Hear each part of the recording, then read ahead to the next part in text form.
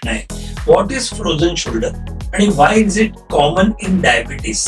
आपण जिम जाणारे आजकाल किती फ्रीकआउट्स असतात, म्हणजे आजकाल ते एक क्रेज पण आहे. आणि what mistakes are they making? तर in your experience, what is the most common orthopaedic pain people suffer from today?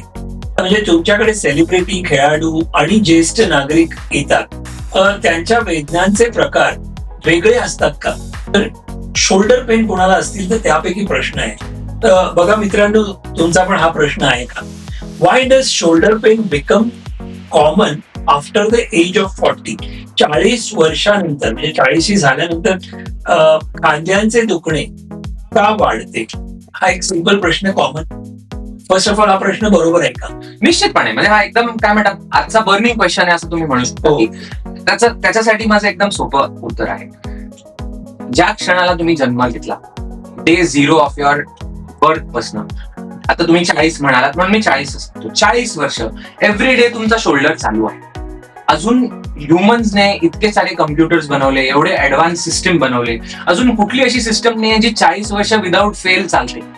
आणि लोकांचं एक जे जनरल कन्सेप्शन असतं की डॉक्टरांकडे गेलं की बाबा टेस्ट करायला लागतात, आणखीन खर्च होतो. पण जर तुम्ही लवकर आलात ना, तर तेवढ्या गोष्टी तुमचे म्हणजे ओव्हरऑल तुम्हाला हेल्थ पण ताबडतोब बरी होते आणि फायनान्शियल ऍस्पेक्टने पण चांगलाच बेनिफिट मिळतो, कारण कमी कॉस्ट घेतो, कारण तुम्ही लवकर आलेले आहात. यावरती एक प्रश्न असा जो आहे, 3 biggest mistake people make when they have back pain. तुमच्या ऑडियन्स साठी तुम्ही एक सल्ला म्हणून किंवा एक गाईडलाईन म्हणून काही सांगू शकलात तर बरं होईल. म्हणजे पाठदुखी असताना लोक सर्वात मोठ्या कोणत्या 3 चुका करतात? What are the 3 biggest mistake people make? Just to name 3, की जेव्हा पेन आहे तेव्हा ते ओव्हर स्ट्रेच करायचा प्रयत्न करतात. त्यांना अचानक आयुष्यात तरी योगा केलेला नसतात, पण कुठून तरी बघितलेला असतो व्हिडिओ, कोणीतरी सांगितलेलं असतं की ही आसनं कर, लगेच बॅक पेन बरं होईल. तर जेव्हा प्रॉब्लेम चालू आहे तेव्हा ते ओव्हर स्ट्रेच करायला जातात, वेगवेगळी आसनं करायला जातात. हा एक झाला पहिला. दुसरी गोष्ट, जो आपण बघतो की एकाला कोणाला तरी पाठदुखी झाली असेल तर त्यांनी जे औषध लावलेलं आहे ते दुसरा पण लावतो किंवा घेतो. त्यांच्यासाठी काय सल्ला तुमचा? मित्रांनो, तुम्ही जिमला तर जात असाल, पण तरी सुद्धा प्रत्येकाचे लेवल्स वेगळे असतात. काही वेळेला खूप जास्ती वजन वगैरे उचलणार, कॉम्पिटिशन पण तिथे मी बघतो. बरोबर, मोस्ट लाईकली काय असतं, क्या कहेंगे लोक, हा जो डायलेमा आहे की म्हणजे आजच्या डे अँड एज मध्ये एक पर्टिक्युलर बॉडी टाईप, की ह्याचे मसल्स मोठे की ह्याचे मसल्स मोठे, हे आपण चेस करतोय. पण जे कोण ऑनलाईन तुम्हाला इन्फ्लुएन्सर दाखवतात त्याच्या मागे त्यांची किती मेहनत केली आहे आणि किती वर्ष गेलेले आहेत हे कोणाला माहित नसतं. तुम्ही सुरुवात केली तर आय वुड रेकमेंड यू, किंवा मी रिक्वेस्ट करू शकतो की if you had to give 5 golden rules to prevent orthopaedic problems, what would they B?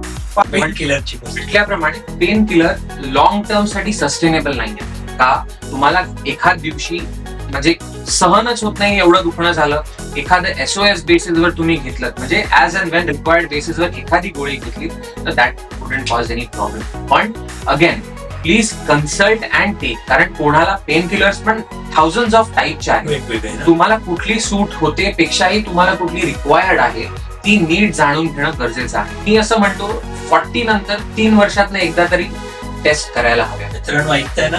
40 to 50 age group मध्ये 3 वर्षातनं एकदा तरी टेस्ट करायला हव्या, अॅन्युअल चेकअप ज्याला आपण म्हणतो ते. पण मगाशी मी म्हटल्याप्रमाणे पहिले डॉक्टरांना कन्सल्ट करून आणि मग टेस्ट करायला हव्या. 50 to 60 एज ग्रुप मध्ये नक्कीच 2 वर्षातनं एकदा तरी चेकअप करायला हवा. 60 to 70 मध्ये वर्षाला एकदा करायला हवा, आणि 70 बियॉन्ड दर 6 महिन्याला नक्की. म्हणजे over and above 70 every 6 months तुम्ही एक बेसिक चेकअप नक्की करायला पाहिजे. पण मोर देन जे इंडियन डाएट आहे की कुठलं क्युझिन आहे, you should have a wholesome diet की ज्याच्यामध्ये प्रोटीन इनटेक, कार्बोहायड्रेट, फॅट आणि मायक्रो न्यूट्रिएंट्स ह्याचा एक पर्टिक्युलर प्रपोर्शन राईट वेल बॅलन्स्ड आहे. हे आपण डे टू डे, बिकॉज आपण इतकं आता ऑनलाईन सगळे क्विक कॉमर्स वरनं ऑर्डर करत असतो की it goes for a toss. आता राहिली गोष्ट वयस्कर माणसांची, तर त्याच्यामध्ये काय होतं की बिकॉज ऑफ एजिंग तुमचं होतं काय, हाडाची ठिसूळता, ज्याला आपण ऑस्टिओपोरोसिस म्हणतो, की हाडं आतनं स्पॉन्जी व्हायला लागतात. जर आपण नीट सप्लिमेंट केलं नाही, आपलं न्यूट्रिशन पण बरोबर नाही, आपलं सप्लिमेंटेशन पण नाही, आणि आपण जर असंच कंटिन्यू केलं, इयर ऑन इयर एज झालं, की eventually you end up in osteoporosis. तर ऑस्टिओपोरोसिसची पण कसं आहे, इफ कॉट अर्ली म्हणजे 40 मध्ये पकडलं गेलं, your body, your bones on a basic X-ray also show signs of osteoporosis later. म्हणजे अच्छा. Evolving pattern of bone density कमी होते हे दिसतं. किंवा सो माझ्या पेशंटच्या बाबतीत मी तुम्हाला सांगतो की मी जर आज सकाळी मी रिप्लेसमेंट केली, सेम दिवशी संध्याकाळी पेशंट्सना साधारणपणे चालवतो. काय म्हणताय? सेम दिवशी संध्याकाळी आहे मी रिप्लेसमेंट मध्ये. मी स्वतः रोबोटिक सर्जन आहे.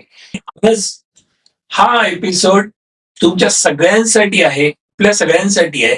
कारण असे खूप काही मनात प्रश्न तुमचे असतील आणि हा जेव्हा एपिसोड आम्ही करण्याचं ठरवलं त्यावेळेला आम्ही आमच्या टीमनी काही प्रश्न काढले आणि आम्हाला खूप काही स्पोर्ट्स सेलिब्रिटीज आणि असे त्यांच्याकडून पण काही प्रश्न आले, तर ते पण आम्ही इथे कव्हर करणार आहोत.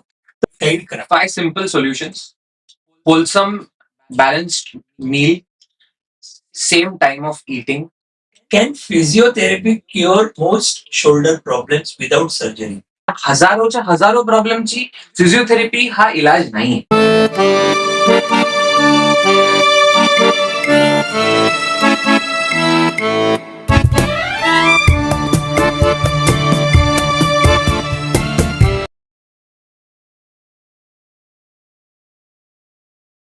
नमस्कार मित्रांनो, मी पराग नेसरीकर तुमच्या आणि माझ्या आणि सगळ्यांच्या आपल्या आवडत्या प्रोग्राम मध्ये द एपीएन पॉडकास्ट शो मध्ये मी तुमचं सगळ्यांचं स्वागत करतो. I welcome you all. आज मित्रांनो, मी एवढा एक्साइटेड आहे कारण आपल्या इथे जे गेस्ट आलेले आहेत ते एक डॉक्टर आहे. आता आणखीन काही सांगायच्या अगोदर काही गोष्टी तुमच्याबरोबर मी शेअर करतो. मला सांगा, आपल्याला डोक्यापासून ते टोपर्यंत असे आपल्या अवयवामध्ये तुम्ही जर बघितलं तर किती टाईप्सचे पेन्स असतात आणि हे पेन्स का होतात आपल्याला सांगा. कारण आजच्या धकाधकीच्या जीवनामध्ये लाईफस्टाईलचे काही गोष्टी आहेत, जसे आपण मोबाईल सारखे पकडतो किंवा लॅपटॉप आपण सारखा म्हणजे आपण नॉर्मली काम करत असतो आणि सारखं सेडिमेंटरी म्हणतो ना आपण, Sedentary. सेडेंटरी लाईफ आपण जगतोय. आणि ह्यामध्ये आपल्याला काहीतरी कमरेला दुखतं किंवा यू कॅन से सायटिका सारखे आजार असतात किंवा आणखीन काही. तर मी जास्ती काही बोलणार नाही, पण आज आपल्या इथे जे गेस्ट आलेले आहेत ते आहेत डॉक्टर सुनीत वेलणकर. सुनीत, नमस्कार. आणि यांच्याविषयी सांगायचं म्हणजे डॉक्टर सुनीत Velankar, an experienced orthopedic surgeon with international fellowship training in joint replacement and orthoscopy from USA and South Korea. He specializes in robotic knee and hip replacement, sports injuries, spine problems, and advanced joint care.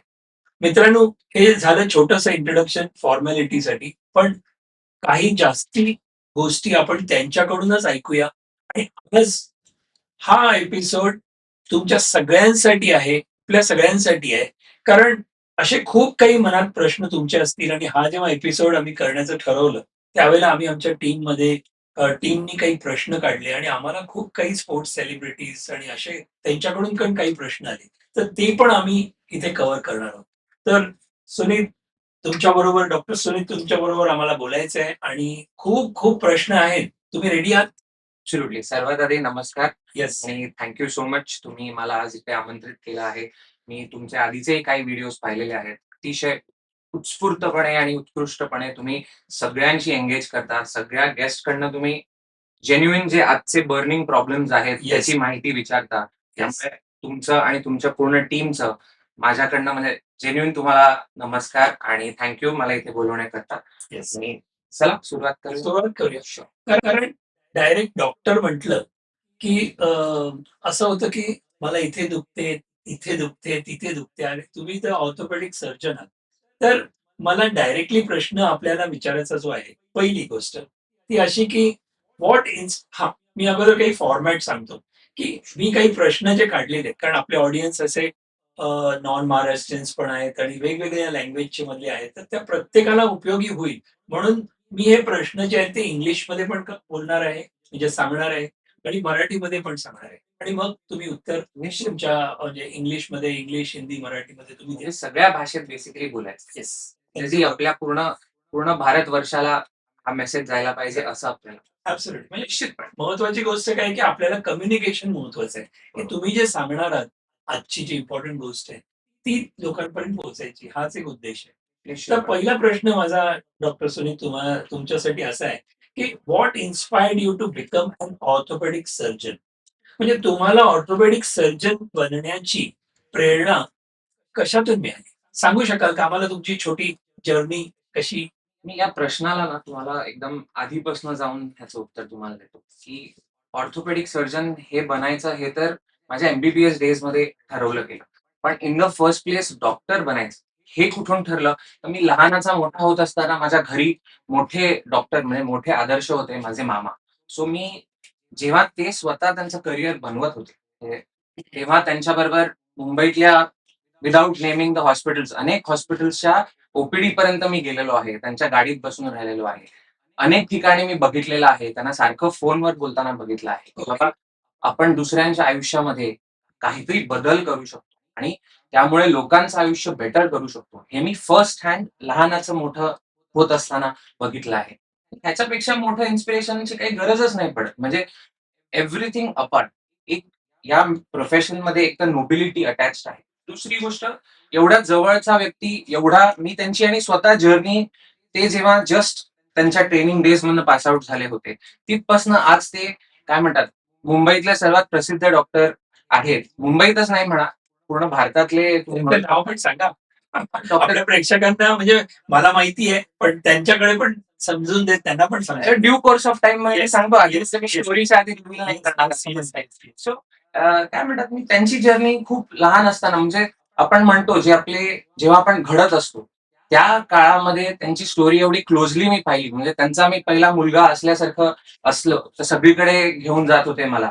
बघत होतो मी first hand की कसं फरक पडतो आणि खूप closely पाहिलं. त्यामुळे ती लहानपणापासून एक एक डोक्यात बसलं की डॉक्टर हे एकदम चांगलं व्यक्तिमत्व असतं. लकीली काय म्हणतात घरी पूर्ण आई वडील म्हणा सगळ्यांची एज्युकेशनला खूप लिनिंग टुवर्ड्स एज्युकेशन होते की बाबा काही झालं तरी एज्युकेशन सर्वात महत्वाचं. So, त्यामुळे म्हणजे वडील असे होते की त्याचं त्याला करू दे. इंडिपेंडेंट बनवायच्या मागे होते. आईने काही वर्ष अभ्यास घ्यायचा प्रयत्न केला. पण इव्हेंच्युअली तिलाही कळलं की बाबा आपला मुलगा तसा आहे हुशार. तर त्याचं त्याला करू दे. मग ऑटोमॅटिकली स्वतःचा स्वतः अभ्यासाची हे करत राहिलो आणि इव्हेंच्युअली काय म्हणतात हे आदर्श समोर होतच मामाचं. Right. सो त्यामुळे माझ्यासाठी एकदम नो ब्रेनर होतं की या फील्डमध्ये आपण डॉक्टर बनून जर एवढ्या लोकांना इन्फ्लुएन्स करू शकतो, की त्या काळामध्ये इन्फ्लुएन्सर वगैरे नव्हते. त्या काळामध्ये हे रिअल लाईफ इन्फ्लुएन्सर्स आहेत. True. तर ती गोष्ट माझी इन्स्पिरेशन होती to become a doctor in the first place. Okay. आणि throughout my MBBS journey म्हणजे एमबीबीएस ला कसं असतं over a period of 4.5 years तुम्हाला वेगवेगळे सब्जेक्ट्स असतात. सो त्याच्यामध्ये मला रिअलाइज झालं की दोन प्रकारचे डॉक्टर असतात. एक असतात एमडी डॉक्टर जे स्पेशलिस्ट आपण म्हणतो आणि दुसरे असतात एमएस. एमडी म्हणजे जे तुम्हाला औषधं देऊन ट्रीट करतात म्हणजे आयव्हीच्या माध्यमाने किंवा ओरल औषधाने ट्रीट करतात. आणि जे एमएस डॉक्टर असतात ज्याला मास्टर ऑफ सर्जरी म्हणतात हे डॉक्टर तुम्हाला ऑपरेट करून ट्रीट करतात. एमडी मध्ये ऑपरेट म्हणजे औषधांचा स्कोप जास्ती असतो. एमएस मध्ये तुम्हाला आत जाऊन जिकडे प्रॉब्लेम आहे तिथे तो प्रॉब्लेम बघून आयडेंटिफाय करून सॉल्व्ह करून परत बाहेर येत आहे. सो मला त्याच्यामध्ये रुची होती की काहीतरी गोष्ट जर म्हणजे माणसांच्या कुठल्या अवयवामध्ये गोष्ट बिघडलेली आहे तर ती औषध देणं तर बरोबर म्हणजे एक जे सर्जन असतात ते औषध तर देतातच खरं. पहिले औषध देऊन प्रयत्न करतात. नॉन सर्जिकल अप्रोचने प्रयत्न करतात. पण जर त्याच्यानेही यश नाही आलं तर डेफिनेटली सर्जरीकडे जातात. So I always wanted to go inside, fix the problem and come back out and then see how the patient progresses. So ते इन्स्पिरेशन होतं. आणि ऑर्थोपेडिक्स का? Orthopaedics is a unique branch जिकडे आता तुम्ही म्हणाल की बऱ्याच प्रकारचे सर्जन असतात. सो ऑर्थोपेडिक्स मध्ये पण भरपूर सुपर स्पेशालिटीज किंवा सब स्पेशालिटीज आम्ही म्हणतो की ऑर्थोपेडिक्स म्हणजे काय लोकांना वाटतं की फक्त बोन डॉक्टर किंवा हाडांचे डॉक्टर म्हणजे ऑर्थोपेडिक Orthopedic. सर्जन. पण let me burst that myth today as well की तुम्ही बघाल की नुसते बोन्स नाही बॉडी मधले हेड टू टो जे बोन्स आहेत त्याच्या व्यतिरिक्त बॉडीमधले सगळे जे मसल किंवा ज्याला आपण मांसपेशी असं म्हणतो, ते सगळे मसल त्याच्या व्यतिरिक्त ज्या 2 बोन्सला एका रबर बँडने जॉईन करतो, ज्याला लिगमेंट म्हणतात, हो. ते लिगमेंट्स एक मसल टू एक बोन जे जॉईन होतं त्याला टेंडन म्हणतात. ते टेंडन. सो अपार्ट फ्रॉम दॅट म्हणजे मसल झाले, लिगमेंट झाले, टेंडन झाले, स्वतः जॉईंट झाले. पूर्ण जॉईंट म्हणजे आपले नी joint, heap joint, shoulder joint, elbow joint आणि फेशिया किंवा बर्सा या सगळ्याचा जो अम्ब्रेला ऑफ सर्जरी किंवा मॅनेजमेंट येते ती ऑर्थोपेडिक्स अंडर येते. सो ऑर्थोपेडिक्स मध्ये खूप सारे सब स्पेशालिटीज आहेत. म्हणजे जसं की जॉईंट्स म्हणा, स्पाईन म्हणा, स्पोर्ट्स रिलेटेड इंजुरीज म्हणा किंवा आपण जे पडतो ज्याने फ्रॅक्चर होतं किंवा मसल टेअर होतं, अजून काही टेअर होतं तर ट्रॉमा म्हणा. त्याच्या व्यतिरिक्त लहान मुलांचं ऑर्थोपेडिक्स वेगळं आहे. म्हणजे पिडियाट्रिक ऑर्थोपेडिक्स वेगळं झालं. कोणाला कॅन्सर डिटेक्ट होतो बोन किंवा त्याच्या अराउंड स्ट्रक्चर्स मध्ये, त्याला ऑन्को ऑर्थोपेडिक्स असं म्हणतात. सो ती वेगळी सबस्पेशालिटी ऑफ ऑर्थोपेडिक्स आहे. ह्याच्याही व्यतिरिक्त आजकाल आणखीन सबस्पेशालिटी डिव्हिजन झालेलं आहे. जसं की हँड सर्जन्स वेगळे असतात, फूट अँड अँकल सर्जन्स वेगळे असतात. सो ऑर्थोपेडिक्स पर से लोकांचं असं मत असतं की हे हाडांचे डॉक्टर, पण ते बॅक इन द डे जेव्हा orthopaedics was gaining momentum early काय म्हणतात 70s आणि 80s मध्ये that was true. But now orthopaedics is evolved into very काय म्हणतात ह्यूज अम्ब्रेला, वाईड स्पेक्ट्रम. आणि त्याच्यामध्ये तुम्ही बघाल तर कधी मी शोल्डरवर ऑपरेट करत असतो, कधी मी हातावर ऑपरेट करत असतो, कधी मी हिपवर ऑपरेट करत असतो, नीवर करत असतो, फूट अँड अँकल म्हणजे ऑलमोस्ट बॉडीचे इतके सारे ऑप्शन जिकडे ऑपरेशन करणं गरजेचं असतं. त्यासाठी तुमचं लर्निंग कर्व खूप हाय होऊन जातो. पूर्ण स्पाईन म्हणजे मानेपासून खालती टेल बोन पर्यंत Right. हा पण ऑर्थोपेडिकच्या अंडर येतो, ज्याला आपण स्पाईन सर्जन असं म्हणतो. Okay. ही अमरेला एवढी वाईड आहे आणि जेणेकरून तुम्ही लोकांना खूप साऱ्या प्रॉब्लेमचे काय म्हणतात सोल्युशन देऊ शकता. आणि दुसरी गोष्ट कसं झालं की ओव्हरऑल मी बघत आलो की आजी आजोबा होते, म्हणजे आईच्या बाजूचे आजी आजोबा तर नाही आहेत पण वडिलांच्या बाजूचे आहेत, तर त्यांना पण वेदना पेन हा असा आहे गोष्ट की जी सगळ्यांना आयुष्यात लहान असो मोठं असो कोणालाही त्यांनी सोडलेला नाही. बिलकुल. सो हा मोस्ट कॉमन प्रॉब्लेम आहे आणि मोस्ट लाईकली हे जे पेन असतं हे मस्क्युलो स्केलेटल नेचरचं असतं. म्हणजे आयदर बोन रिलेटेड पेन किंवा मसल रिलेटेड पेन किंवा joint related pain at any stage of life. Right. So त्याच्यासाठी जी बेस्ट काय म्हणतात एकदम असं म्हणू शकतो आपण की एव्हरग्रीन ब्रांच, तर त्यामुळे त्याच्यामध्ये रुची आली की बाबा ऑर्थोपेडिक सर्जरीमध्ये आपण एम-एस करायला हवं. तर ते केलं आणि त्याच्यानंतर मग मला पर्सनली जॉईंट्स मध्ये खूप इंटरेस्ट होता. आणि नुसतं जॉईंट्स मध्ये असं नाही की जॉईंट्स म्हणजे काय सगळ्यांना माहिती आहे जॉईंट रिप्लेसमेंट, कारण ते आता खूप फेमस आहे. फेमस आहे. पण जॉईंट रिप्लेसमेंट हा तर एक भाग झाला. जॉईंट रिप्लेसमेंटच्या आधी येतं गुड हेल्दी जॉईंट. त्याच्यासाठी तुम्हाला जॉईंट प्रिझर्वेशन कसं करण्याची गरज आहे, ऍट व्हॉट एज आणि स्टेज ते करायला हवं. त्याच्यानंतर आपला पुढे जाऊन जॉईंट रिप्लेसमेंटचा प्रश्न बाहेर येतो. पण डायरेक्टली जॉईंट्स म्हणजे काय रिप्लेसमेंट नव्हे. आणि दुसरी गोष्ट आता तुम्ही बघाल की आपले जसं तुम्ही म्हणालात मगाशी की लाईफस्टाईल किंवा सेडेंटरी लाईफस्टाईल आपण ज्याला म्हणतो, त्याच्या ह्याने पण आपल्याला खूप सारे बॅक रिलेटेड इश्यूज वगैरे हे व्हायला लागले. सो ओव्हरऑल तुम्ही बघाल की लोकांना इंडियन आता 140 कोटी आपण म्हणतो लोक, एवढे लोक आहेत आपल्या. सगळ्यांची लाईफस्टाईल आजच्या डे बाय डे विथ सगळं सोशल मीडिया आणि सगळं इंस्टाग्राम आणि फेसबुक एज मध्ये सगळे घरात राहून सगळं आपल्याला इझिली अवेलेबल होतं. एक्झॅक्टली. त्यामुळे आत्ताचे प्रॉब्लेम्स वेगळे आहेत काही वर्ष आधीच्या प्रॉब्लेम्स पेक्षा. So, माणूस हे सॉल्व्ह करण्याची काय म्हणतात गरज वाटली किंवा हे सॉल्व्ह करायला आपण काहीतरी करायला पाहिजे असं वाटलं, म्हणून ही ब्रांच चूज केली की एव्हरग्रीन ब्रांच म्हणतात त्याला. ओके. करेक्ट. म्हणजे आता आपण तुम्ही म्हटल्याप्रमाणे की हेड टू टो पर्यंत तुम्ही हेल्पफुल राहू शकता सगळ्यांसाठी. ऍब्सोल्युटली. तर मग मला इमिजिएटली असे प्रश्न खूप आलेले आहेत. आय थिंक आज पूर्ण प्रश्नांचं भडीमार होणार आहे. तर we will try to cover most of the आपला जो काही लिमिटेड टाइमामध्ये जो एपिसोड आपण करणार आहोत पॉडकास्ट, तर आपण करूया निश्चित. आता. त्याच्यामध्ये एक कॉम्प्रिहेन्सिव्ह आहे. पहिले 2-3 प्रश्न मला कॉम्प्रिहेन्सिव्ह सारखे विचारायचे वाटले तुम्हाला, की तुमची पर्सनल जर्नी तुम्ही सांगितली, की मामा वॉज युअर इन्स्पिरेशन आणि प्लस तुम्हाला हे पेनच्या related, correct me if I am wrong, की तुम्हाला कुणाच्याही आयुष्यामधलं पेन जो असेल, म्हणजे I am talking about physical pain top to bottom, बरोबर. तो कमी करण्याच्या मध्ये तुमचा हातभार राहिला पाहिजे आणि म्हणून यू चूज दिस. बरोबर. तर in your experience what is the most common orthopaedic pain people suffer from today? म्हणजे तुमच्या अनुभवात आज लोकांना सर्वात जास्त कोणत्या प्रकारच्या हाडांच्या किंवा सांध्यांच्या वेदना होतात? हा प्रश्न माझा आहे. म्हणजे हा एक कॉम्प्रिहेन्सिव्ह प्रश्न आहे. नंतर मग आपण एक एक अवयवाच्या हिशोबाने आपण प्रश्न घेऊ शकतो. सो म्हणजे कसं आहे माहितीये का, बॉडीचं एकदम सिम्पल मेकॅनिझम असतं की ओव्हरऑल बॉडीमध्ये जेव्हा सगळं व्यवस्थित चालू असतं आपल्या शरीरामध्ये, तेव्हा कधीच असे तुम्हाला सिग्नल्स मिळत नाही. पण body has this beautiful power. हम्म.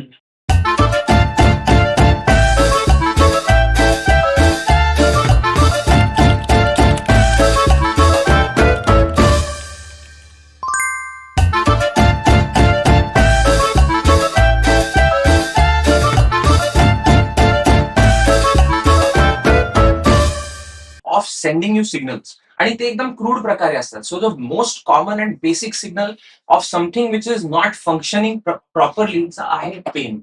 So it can be anything. म्हणजे तुम्हाला काय म्हणतात, कुठलं जॉईंट पेन म्हणा, कुठल्या फोर आर्म मध्ये पेन म्हणा, बॅक मध्ये पेन म्हणा, फूट मध्ये पेन म्हणा, हँड मध्ये पेन म्हणा. सो काही जेव्हा थोडस वर खाली असतं, तर बॉडी सर्वात पहिले तिकडे पेन सिग्नल सुरू करते. सो तुमच्या ब्रेनला म्हणजे हे फाईट और फ्लाईट मेकॅनिझमचा भाग आहे हा. की म्हणजे तुमच्या ब्रेनला लगेच त्याच्याने तुमचं लक्ष डायव्हर्ट होतं त्या पर्टिक्युलर ह्याच्याकडे, की बाबा इथे लक्ष दिलं पाहिजे. हम्म. हे सिग्नल्स बॉडी वाया नर्व्स ब्रेनला देते. सो आपल्या ब्रेनचं तिकडे फोकस जायला पाहिजे, की बाबा इथे काहीतरी प्रॉब्लेम आहे, तर त्याला आपल्याला काळजी घ्यायला पाहिजे. सो ओव्हरऑल तुम्ही बघाल की म्हणजे असं काही काय म्हणतात, कुठलं असं पकडा इन्फ्लमेशन असलं किंवा इन्फेक्शन असलं, की बॉडीचं सर्टन मेकॅनिझम काय आहे, की ताप येतो. एक्झॅक्टली. सो तसंच जेवढा कॉमन ताप येणं आहे एक सिम्पल बॉडीचं मेकॅनिझम, तसं पेन हे सर्वात काय म्हणतात crude mechanism, but at the same time very powerful mechanism. की फॉर एक्झाम्पल तुम्हाला आता फॉर एक्झाम्पल असं पकडा, उद्या तुमचा हात असा हलता हलता कुठेतरी कट झाला, बरोबर, रक्त वगैरे पडतंय आणि तुम्हाला जर लक्षातच येत नाही की ते कट झालंय, तर म्हणजे काय, मग ते निग्लेक्ट होऊन जाईल. पण ते ताबडतोब तुमचं अटेन्शन ड्रॉ करण्यासाठी बॉडीचं फ्लाईट और फ्राईट मेकॅनिझम जे असतं त्याने तुम्हाला निश्चितपणे त्याच्याकडे अटेन्शन ड्रॉ होतं via pain. Right. So pain is the most common symptom that you experience every day. Okay. Okay, आणि त्याच्यामध्ये आता तुम्ही जर बघाल की ओव्हरऑल आजच्या दृष्टिकोनाने की आपलं इंडिया आता तुम्ही बघाल तर तसं आर्थरायटिसचे नंबर सर्वात जास्ती आहेत जगामध्ये. सो त्याच्यामुळे होणारे वेगवेगळ्या जॉईंट मधलं पेन, म्हणजे नी पेन म्हणा, हिप पेन म्हणा, शोल्डर पेन म्हणा, किंवा ऍट द सेम टाइम तुम्हाला जे कुठले स्पोर्ट्स रिलेटेड इंजुरीज म्हणा, म्हणजे तुमचं फ्रोझन शोल्डर म्हणा, टेनिस एल्बो म्हणा, किंवा गॉल्फर्स एल्बो असतो, असे भरपूर प्रकारचे तसे पेन असतात. ते खूप कॉमन आहे. प्लांटार फेशियाटिस लोकांना माहिती आहे आता Okay. बऱ्यापैकी, जे आपलं हील पेन असतं. सो ह्या प्रकारचं पेन, म्हणजे हे झालं मस्क्युलो स्केलेटल पेन. एक झालं की तुमचं बोनचं पेन, म्हणजे काय पडले, फ्रॅक्चरच झालं, ट्विस्टिंग इंजुरी झाली, या टाईपचं पेन. जॉईंट डिग्रेडेशन झालं वयानुसार, त्या टाईपचं पेन.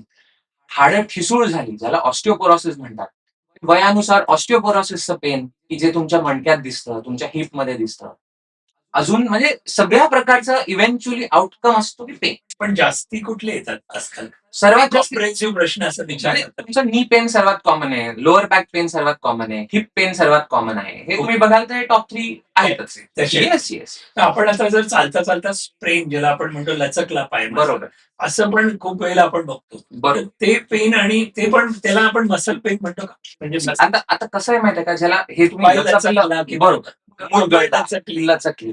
सो जनरली काय होतं ना ह्याच्यामध्ये, बरेचदा लोकांना असं वाटतं की हा माझा मसला ना कॅच आलाय, ट्विस्ट झालाय, असं तर ट्विस्टिंग इंजुरीला आपण असं होत असतं. पण त्याच्यामध्ये काय लोक बरेचदा म्हणतात नाही काही नाही, एवढंसं मुरगळलंय, काही नाही झालंय. पण बरेचदा त्या मुरगळण्यामुळे काय होतं, तिकडे इन्फ्लमेशन होतं त्या पर्टिक्युलर एरियामध्ये. जसं की तुमचा पाय मुरगळला, चालता चालता अनइव्हन सरफेसवर पाय मुरगळला, त्या मुरगळल्यामुळे होतं काय, सर्टन लिगमेंटच्या अराउंड तिकडे इन्फ्लमेशन चालू होतं. इन्फ्लमेशन झालं की तिकडे स्वेलिंग होतं. इन्फ्लेमेशन म्हणजे just समजायला लोक Again, जसं पेन तुम्ही म्हणाल की बॉडीचं प्रोटेक्टिव्ह मेकॅनिझम आहे, तसं इन्फ्लमेशन हे पण बॉडीचं प्रोटेक्टिव्ह मेकॅनिझम आहे. की फॉर एक्झाम्पल तुम्ही एक सोप्या भाषेमध्ये सांगायचं झालं की एक सिम्पल रबर बँड आहे. तो रबर बँड तुम्ही खेचला, सर्टन लेवल पर्यंत खेचला, तो परत त्याच्या जागेवर रिशेप होतो. तुम्ही जास्ती जोरात खेचलं तर तुम्हाला दिसतं की त्याचे जे रबरचे फायबर आहेत ते विरळ व्हायला लागतात आणि पूर्णपणे कटआउट होत नाहीत, पण विरळ होतात.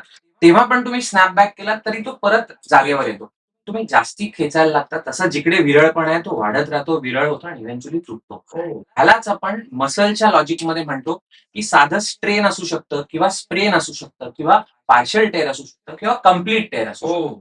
ओके. एवढ्या सोप्या Simple. सिम्पल. म्हणजे मी इन जनरल कसं आहे माहितीये का, माझ्याकडे जे कोण पेशंट येतात मी जर जास्ती मेडिकल जार्गन त्यांना सांगितलं तर तर उपयोग सगळीकडे आजकाल अवेलेबल आहे. तर जे सोप्या भाषेत जेवढं सरळ सांगू शकतो आणि समोरच्याला पण समजू शकतं, ही माझे नेहमी प्रयत्न असतो की बाबा असं आपण सांगायला हवं, की त्यांना कळेल की बाबा काय आहे. की म्हणजे फॉर एक्झाम्पल तुम्ही आता बघा, की जर स्प्रेन किंवा स्ट्रेन झालंय किंवा पार्शली टेअर झालेला आहे, ह्याला आपण स्टील मॅनेज करू शकतो. कसं? नॉन सर्जिकल ऑप्शन आहे. पण जेव्हा एखादी गोष्ट पूर्णपणे कटआउट झालेली आहे, ती आपोआप बरी होणार नाही. नाही होणार. तर त्याला आपल्याला सर्जिकल इंटरव्हेन्शन नक्की गरजेचं आहे. सुंदर. मित्रांनो, तुम्ही आता पाहताय, की आतापर्यंत आपण जे बोलायला लागलो त्यावेळेला, की आज आपला उद्देश हाच आहे, की हे मेडिकल जॉर्गन्स असे खूप काही मोठे आहेत.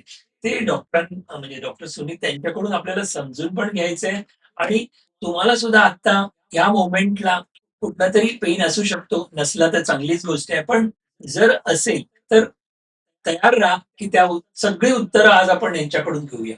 तर माझा पुढचा प्रश्न आहे पहिल्या राउंड मधला, जो असा, की सेलिब्रिटीज बघा, ॲथलीट्स आणि सीनियर सिटिझन्स हे आपण माहिती आहे. All visit you. तुमच्याकडे सगळेजण येतात मला माहिती आहे. पण do their pain problems differ? म्हणजे प्रत्येकाचा प्रॉब्लेम काहीतरी वेगळा असतो ही गोष्ट खरी. पण तरी ह्यांचे काही वेगवेगळे असे प्रॉब्लेम असतात का? म्हणजे तुमच्याकडे सेलिब्रिटी, खेळाडू आणि ज्येष्ठ नागरिक येतात. त्यांच्या वेदनांचे प्रकार वेगळे असतात का? हा एक प्रश्न आहे. म्हणजे हा पहिला राउंड मग आपण संपवूया. एकदम चांगला प्रश्न आहे. की येस. तुम्ही बघाल ना, हेल्थ म्हणजे आपला काय म्हणतात वेल बिईंग किंवा आपली जी तब्येत असते, ती independent of your social status, caste and creed, lifestyle आणि काय म्हणतात, कोणतरी जो खूप श्रीमंत आहे, कोणतरी जो खूप गरीब आहे, ह्याच्यामध्ये डिस्क्रिमिनेट करत नाही. देवाने Of course. सेम दिलंय. देवाने ती म्हणजे पेन दिलेलाच आहे. ऍब्सोल्युटली. म्हणजे कसं आहे, मे बी आता तुम्ही म्हणालात जसं ऍथलीट्समध्ये बिकॉज त्यांची एवढी हाय एनर्जी ऍक्टिव्हिटी असते, तर त्यांच्यामध्ये सर्टन काय म्हणतात, सारखे सारखे गोष्टी रिपिटेशन होण्यामुळे फॉर एक्झाम्पल स्ट्रेस फ्रॅक्चर, कारण जे कोणतरी जे ट्रॅक अँड फील्ड वाले ऍथलीट्स असतात, जे जोर जोरात जम्प करतात, त्यांना सारखं सारखं पायावर लँड करायला लागतं, तर त्यांच्यामध्ये खूप कॉमन आहे स्ट्रेस फ्रॅक्चर, जे की नॉर्मल पॉप्युलेशन मध्ये एवढं नाहीये. ज्यांची म्हणजे तशी मॉडरेट किंवा सिडेंटरी लाईफस्टाईल आहे, त्यांच्यामध्ये तेवढे स्ट्रेस फ्रॅक्चर्स बरे कॉमन नाहीयेत. किंवा आता फॉर एक्झाम्पल कोणी जॅव्हलिन थ्रोअर, आपले नीरज चोप्रा, हो, त्यांनी हो. कसं इंडियामध्ये प्रसिद्ध केलेलं आहे. तर सारखं सारखं तुम्ही शोल्डरवर एवढं जर्क देणार, तर तुमचं पूर्ण रोटेटर कफ, ज्याला आपण शोल्डरच्या अराउंडचा टेंडनचा पार्ट म्हणतो, ओके. त्याला सारखं सारखं त्रास होऊन की तिथे खूप इन्फ्लमेशन होऊन जातं, तिकडे इंजुरी प्रोन होऊन जातात. म्हणजे ऍथलीटचे एनर्जी आणि ऍक्टिव्हिटी डिमांड वेगळे आहेत. Whereas तेच कोणतरी ओल्ड एज पॉप्युलेशन आहे, त्यांची ऍक्टिव्हिटी लेवल आणि त्यांचे डिमांड्स फ्रॉम लाईफ हे वेगळे आहेत. बरोबर.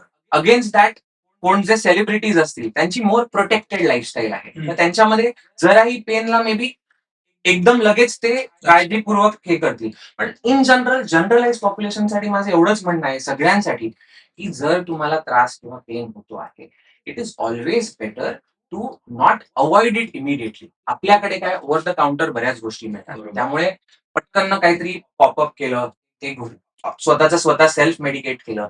बरेचदा असं होतं, की तो जो पहिला कपल ऑफ डेज असतात काही, बरोबर. जेव्हा जर तुम्ही आला असतात, तर तुम्हाला डॉक्टरांकडे, प्रॉपर ऑर्थोपेडिक डॉक्टरांकडे किंवा कोणी सुपर स्पेशालिस्टकडे आला असतात, तर त्यांच्याकडे तुम्हाला जे ट्रीटमेंट मिळेल, त्यांनी ताबडतोब तो प्रॉब्लेम खालती जेव्हा सर्वसाधारण प्रॉब्लेम आहे, तेव्हाच त्याला औषधाने बरं करता येईल. पण हेच आपण टाळत राहिलो किंवा सेल्फ मेडिकेट करत राहिलो किंवा खूप लेट प्रेझेंट झालं, तर तोच प्रॉब्लेम वाढायचं. एक सोप्या भाषेत सांगायचं झालं तर, जेव्हा आपल्याला आता फॉर एक्झाम्पल आता पाऊस येणार आहे, आता तर समर आहे, पण हो. आता पाऊस येणार आहे लवकर, की तुम्हाला माहिती आहे की दरवर्षी तुमच्या इकडे पाणी भरतं. जेव्हा म्हणजे पाणी जे आहे भरलेलं, ते पायापर्यंत आहे, तेव्हा तुम्ही तुमच्या डॉक्टरांकडे जा आणि मग बघा की किती चांगली ट्रीटमेंट मिळते. आपल्याकडे भारतामध्ये काय माहितीये का, पाणी जेव्हा पायाला लागतंय ना, कळतंय पाणी लागतंय पायाला, ओलं होणार आहे आपण, तरी आपण थांबतो, गुडघ्यापर्यंत येतं, अरे काही नाही, चालता येतं त्याच्यामध्ये. बरोबर. वेस्ट हाय पाणी येतं, तरी आपण अरे काय नाही होतं रे, काही होत नाही. जेव्हा नाकाच्या वर जातं ना, तेव्हा आपण धावत जातो. धावत. तेव्हा आणि धावणी मग तेव्हा आपल्याला मिरेकलची एक्सपेक्टेशन असते. तर तसं माझं असं म्हणणं आहे, की पेशंट्स पण आपल्याकडे खूप आता वेल लर्नेड, वेल अवेअर आहे. तर या तुमच्या प्लॅटफॉर्मवरनं मला हाच मेसेज द्यायचा आहे, की जेव्हा एखादी गोष्ट पेनफुल आहे किंवा तुम्हाला काही सांगा सिम्पटम ना आमच्या ऑडियन्सला, म्हणजे निश्चितपणे त्याच्याबरोबर तुम्ही डायरेक्टली संवाद पण करा प्लीज. निश्चितपणे येस. म्हणण्याचा हेतू हा, की जेव्हा एखादी गोष्ट तुम्हाला सिम्पटम येतो आहे, जसं की तुम्हाला दुखतं आहे, ते प्लीज अंगावर काढू नका, टाळू नका.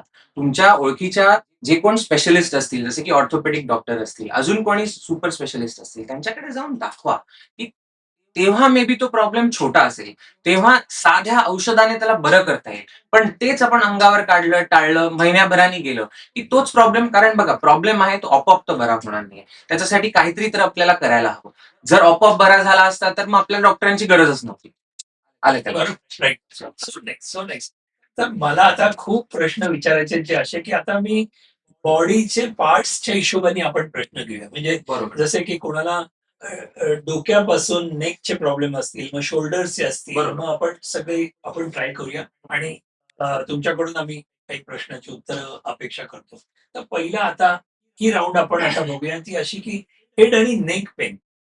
मित्रांनो, आता आपण सगळे पेन्स टॉप टू बॉटम मध्ये एक 4-4, 5-5 प्रश्न आपण असे घेऊया, की जेणेकरून तुमची पण उत्तर तुम्हाला मिळू शकतील मित्रांनो. तर येस. तर नेक पेन आपण आता हा कॉमन आपल्याला दिसतो. Many young people today complain about neck pain due to mobile किंवा लॅपटॉप यूज. आपण त्याला टेकनेक पण म्हणतो, रिअल प्रॉब्लेम. तर आजकाल हा परत तेच म्हणजे तुम्ही सांगू शकाल का, की हा नेक प्रॉब्लेम जो आहे, ह्याच्याविषयी काय म्हणजे तुम्ही सर म्हणजे सांगाल?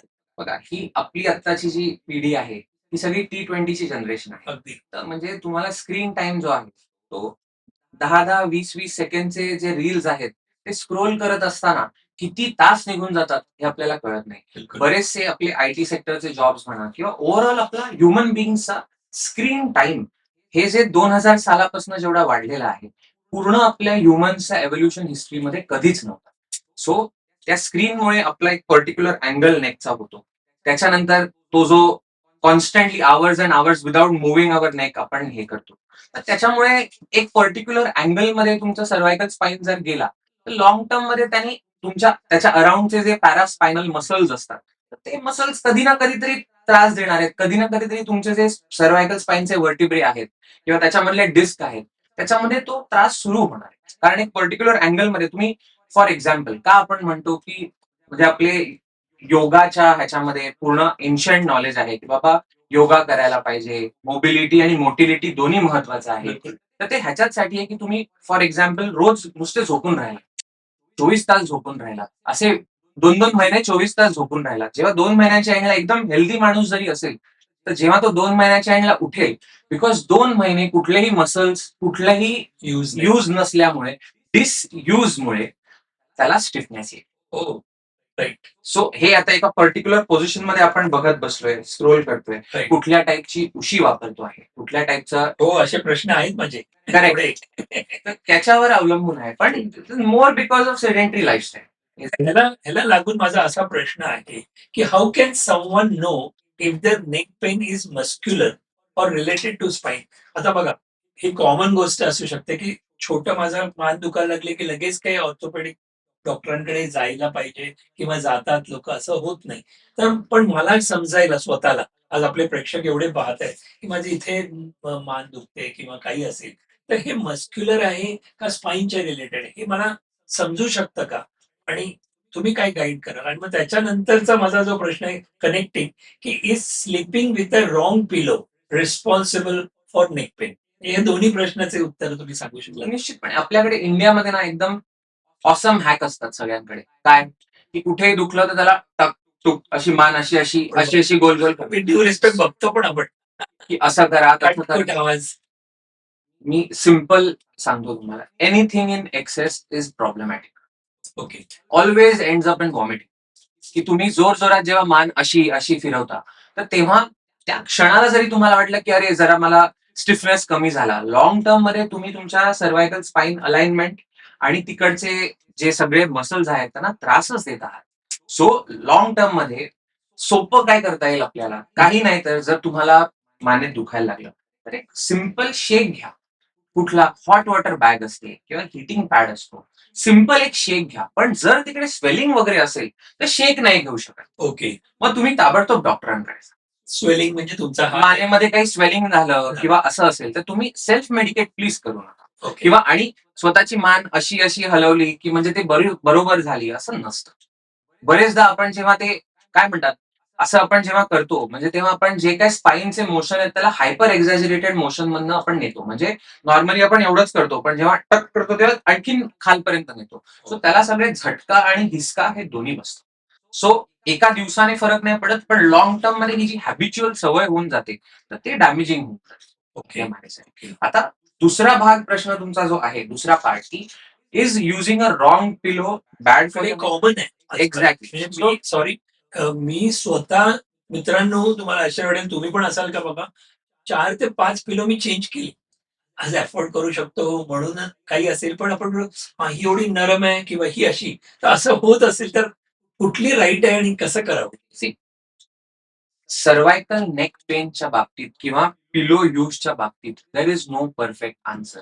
ही गोष्ट वन साइज फिट्स ऑल नाही आहे. नाहीये ना. ही प्रत्येकासाठी it should be tailor made and should be recommended by your orthopaedic हो. Or your spine guy or the spine surgeon. Okay. So because हे प्रत्येकाला आता फॉर एक्झाम्पल तुम्ही मला सांगा हे कपड्यांसारखं नाहीये की बाबा एक्स्ट्रा स्मॉल पासून एक्स्ट्रा लार्ज पर्यंत साइजेस अवेलेबल आहेत.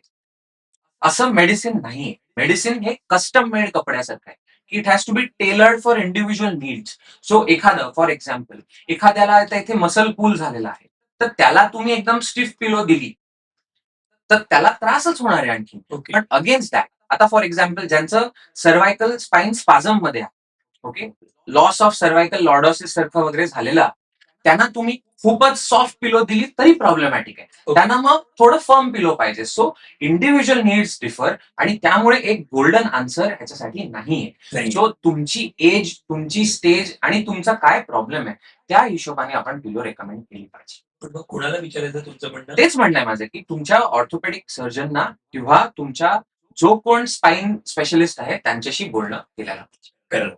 That is 100%. An advice. Absolutely 100%. कारण कसं आहे ही गोष्ट आपली रोजच्या रोज आहे ना युज करतो आपण. बरोबर. की असं नाही की बाबा 3 दिवस आठवड्यात पिलो युज केली 3 दिवस नाही केली. मी रोज पिलो बदलत राहतो 7 दिवस आहेत तर 7 वेगवेगळ्या पिलो ठेवतो असं पण नाही होत. सो हे रोजची गोष्ट आहे. मान लचकणं हे कॉमन गोष्ट आपण Absolutely. बघतो. आणि त्याच्यामध्ये पण तुम्ही बघाल ना अगेन स्क्रोलिंग बरेचदा आपण असं राहून फोन असा वर असतो. हो हो. आता आमच्याकडे किती लोक येतात जे असं वर फोन ठेवून ठेवून त्यांना झोप लागते आणि फोन तोंडावर पडतो. त्याच्यामुळे पण बरोबर. हे लागलेलं असतं. असे किती पेशंट असतात म्हणजे हा प्रॉब्लेम कुठल्या लिटरेचर मध्ये आधी नव्हताच कारण आधी कोणी करतच नव्हतं एवढं. नवीन काही काही सो असं फोन स्क्रोल केल्या केल्या असं वर असतो जोरात पडतो मग इथे लागतं मानेला लागतं कानाला लागतं. आजकाल असे ते स्टँड पण आहेत की असाच फोन असतो असे झोपतात. निश्चितपणे. सो म्हणजे या जमान्यासाठी काय प्रॉब्लेम्स आहेत ते तुम्हाला त्याप्रमाणे डील करायचं. ह्याला लागून आणखीन एक प्रश्न जो ह्या राऊंड मधला नेक पेनच्या रिलेटेड मधला, कारण सगळेच आपण काही पूर्ण वेळ एपिसोड मध्ये घेऊ शकत नाही पॉडकास्टला, पण आपण वेगवेगळे पेन घेणार आहोत. तर ह्या नेक पेनच्या बाबतीत when should someone worry that neck pain might be cervical slip disc. म्हणजे स्लिप डिस्क हा एक प्रकार असतो. मानदुखी ही सर्वायकल म्हणजे स्लिप डिस्कचा असू शकतं का, हे मला कसं समजेल वेन समवन शुड म्हणजे वरी. सो स्लिप डिस्क म्हणजे मला समजत नाही की काय करायचं. करेक्ट. सो स्लिप डिस्क हा टर्म आहे ना खूप कॉमन झालेला आहे. त्यामुळे हा खूप फॅशन मध्ये आहे. सो स्लिप डिस्क मध्ये पण there are varying degrees of slip disc. हो. की म्हणजे किती नक्की तो डिस्क आउट ऑफ प्लेस गेलाय किंवा किती बाहेर प्रोट्रूड झालेला आहे. स्लिप टेस्ट म्हणजे काय, म्हणजे सगळ्यांना माहिती असेल पण तरी आपल्या प्रेक्षकांसाठी पण निश्चितपणे. नॉर्मल लेमॅन मध्ये सांगायचं. निश्चितपणे. सो आता तुम्ही एक अज्युम करा की असे आपण जेव्हा बघतो तेव्हा या सिंपल हाताचे आपण फिस्ट असतात तसे वर्टिब्रा असतात. आता या 2 वर्टिब्रा म्हणजे बोन. Right. बोन म्हणजे हार्ड स्ट्रक्चर असतात. सो 2 वर्टिब्रा तुम्ही विचार करा तुम्ही उडी मारली ते एकमेकांवर आपटले. सो जर 2 दगडासारखे स्ट्रक्चर ज्याला आपण बोन म्हणतो ते एकमेकांना आपटले तर ते घासून त्रासच होणार आहे. सो ह्याच्यामधला जे आपटणं ब्रेक करण्यासाठी किंवा सोप्या भाषेत शॉक ऍब्झॉर्ब करण्यासाठी जे मध्ये असतं त्याला आपण डिस्क असं म्हणतो. So disc is nothing but the shock absorbers for vertebra. Okay. So आता काय होतं विथ फॉर एक्झाम्पल आता ही तुमच्या नेक मधले 2 वर्टिब्रा आहेत. ओके. तर ह्याच्यामध्ये तुम्ही मान अशी करता तर वर्टिब्रा वर खाली होतात. पण जेव्हा तुम्ही जोरात हिसका लागतो तेव्हा एकमेकांवर वर्टिब्रा आपटतात. तर डिस्क कशा टाईपची असते it is like a gel like structure. Okay. Okay which is like a shock absorber. पण जेव्हा त्याला जोर जोरात तुम्ही प्रेस होतं इकडे तिकडे पुल होतं तर ते इकडून तिकडून प्रोट्रूड होते. So Okay. त्याला आपण लेमॅन टर्म्स मध्ये स्लिप डिस्क असं म्हणतो. ओके. तो त्या स्लिप डिस्क मध्ये आता काय असतं, हे बेसिकली वर्टिब्रा काय प्रोटेक्ट करत आहेत, स्पायनल कॉर्डला प्रोटेक्ट करतात. स्पायनल कॉर्ड काय असतं, जे तुमचं ब्रेनचं न्यूरॉनल मटेरियल आहे त्याचं एक्सटेन्शन असतं तुमच्या टेल बोन पर्यंत. हो. म्हणजे ब्रेनच्या इथून धरून ते ब्रेन स्टेम पासून सुरू होतं ते खालती तुमच्या टेल बोन. बरोबर. तर त्याला आपण बोनी प्रोटेक्शन म्हणजे तुमचा वर्टिब्रल कॉलम म्हणजे स्पायनल कॉर्ड आहे. ते स्पायनल कॉर्डला बेसिकली प्रोटेक्ट करताय, कारण स्पायनल कॉर्ड ही डेलिकेट स्ट्रक्चर आहे. सो आता काय होतं, या वर्टिब्राच्या मागे तुमची स्पायनल कॉर्ड असते, तिकडनं प्रत्येक लेवलला, जसं की सिम्पल मानेच्या ज्या वर्टिब्रा असतो त्याच्यामधनं सगळ्या ज्या नर्व्स असतात त्या हातामध्ये जातात. हो. त्याला आपण सर्वायकल स्पाईन ज्याला म्हणतो, त्याच्यामधनं जे काही स्पायनल कॉर्ड मधनं नर्व निघतात त्या सगळ्या तुमच्या हातामध्ये जातात.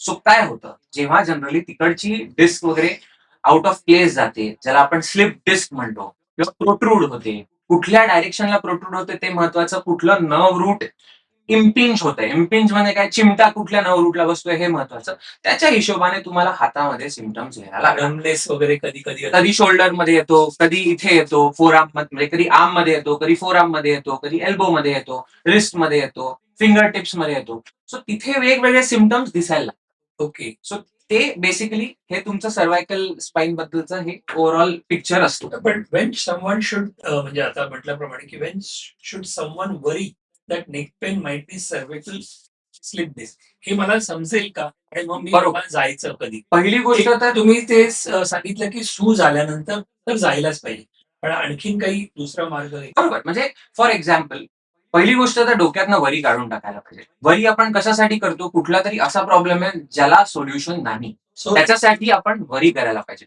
जर फॉर एक्झाम्पल एखादी गोष्ट, आता तुम्ही मला सांगा, उद्या तुमची गाडी चालू आहे, त्याचा टायर पंक्चर झाला, तुम्हाला माहिती आहे स्टेपनी आहे मागे, एक्झॅक्टली. ठीक आहे, जरी अगदी तुम्ही हायवेच्या मिडल ऑफ द वे मध्ये असाल तरी तुम्ही स्टेपनी लावू शकता. मग इन दॅट केस तुम्ही वरी कराल का? बरोबर, तुमच्या जर्नीचा थोडा अर्धा तास जाईल, पण शेवटी सगळं सुरळीत आहे. सो हा नेक प्रॉब्लेम पण तसाच आहे, you should not worry. But जर तुम्हाला सिमटम्स येत आहेत, जसं तुम्ही म्हणाला नमनेस म्हणा, म्हणजे सुन्नपणा किंवा बधीरपणा, किंवा मुंग्या येणे, टिंगलिंग म्हणा, ओव्हर स्वेटिंग वगैरे म्हणा, राईट. तर you should immediately go and not wait and see your orthopaedic surgeon for sure. कारण ह्या सगळ्या गोष्टी can be cured okay. Depending on काय लेवलला तुमची डिस्क प्रोलॅप्स्ड आहे, त्या हिशोबाने आपली वेगवेगळी लाईन ऑफ मॅनेजमेंट असते.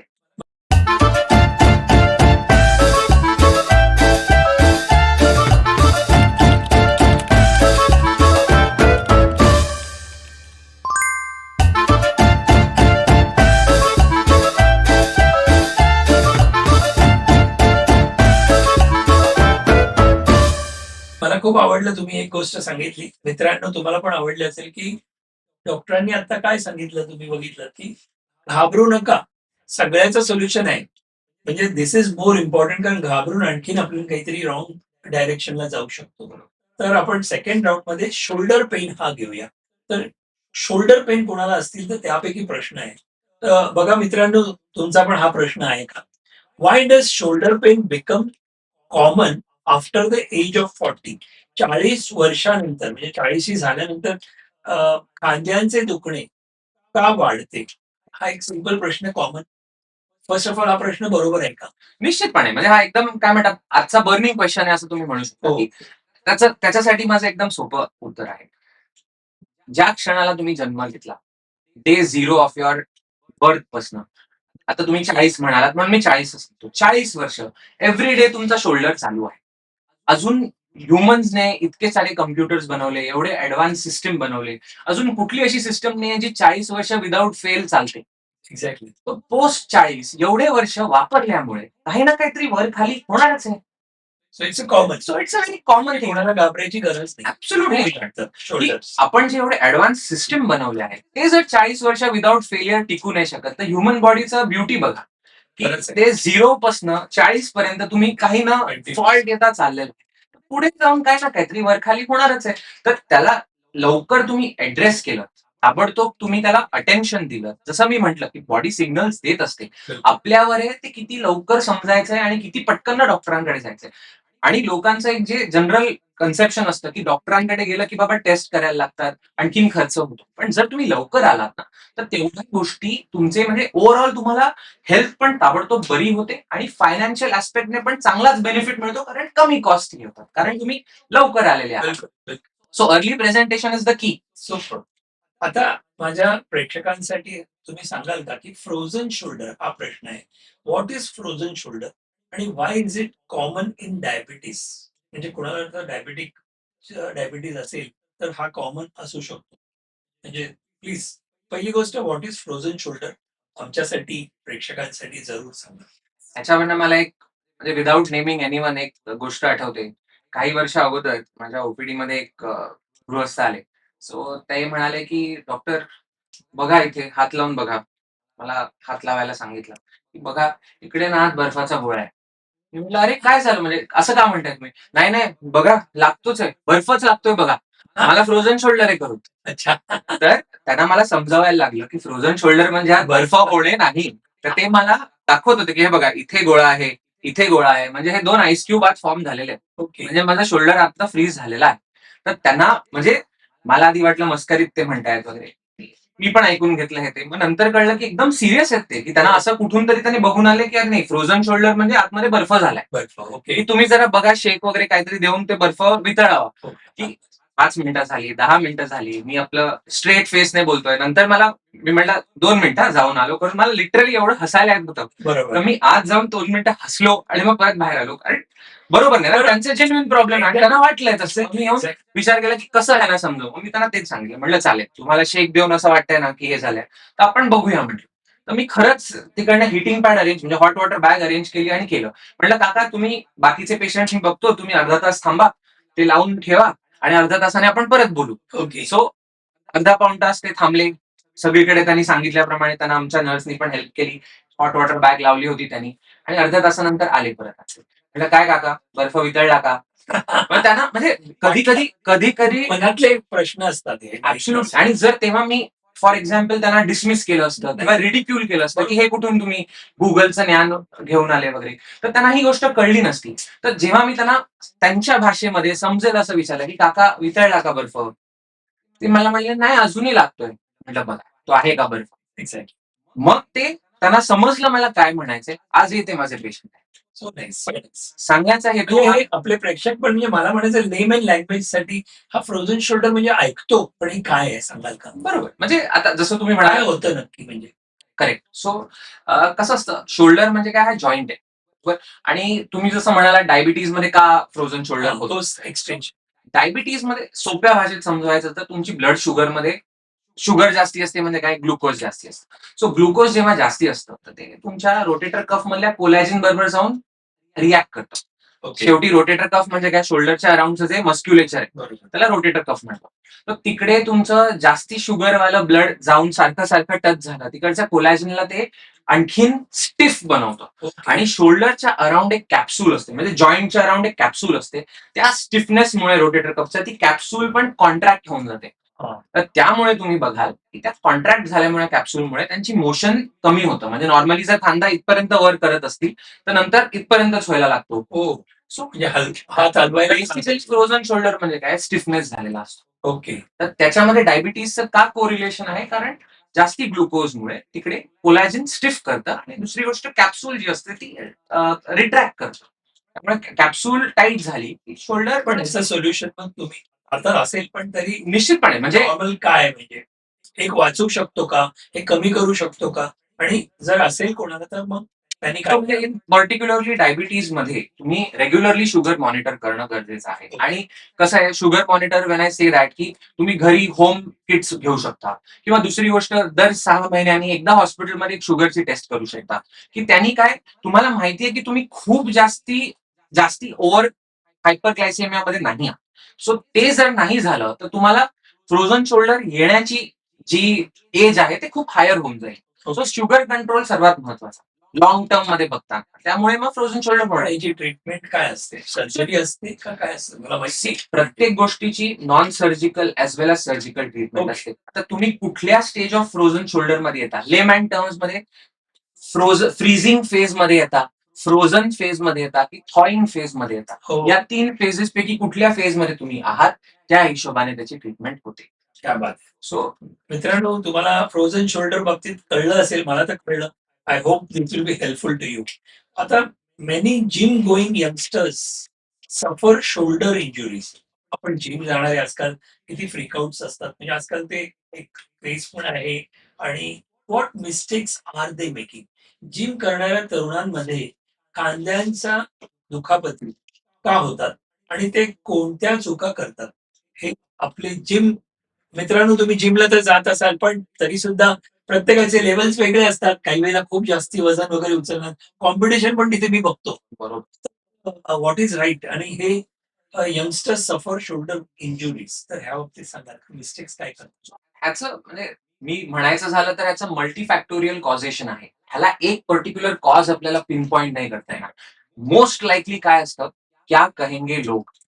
हा जो डायलेमा आहे, की म्हणजे आजच्या डे अँड एज मध्ये एक पर्टिक्युलर बॉडी टाइप, की ह्याचे मसल्स मोठे, की ह्याचे मसल्स मोठे, हे आपण चेस करतोय. पण जो जे कोण ऑनलाईन तुम्हाला इन्फ्लुएन्सर्स दाखवतात, त्याच्या मागे त्यांची किती मेहनत गेली आहे आणि किती वर्ष गेलेले आहेत, हे कोणाला माहीत नसतं. सो आपण जर आज जिमला गेलो, आपल्याला 6 महिन्यात तशी बॉडी वाढवायची आहे, तर आपण स्वतःवरच स्ट्रेस देतो.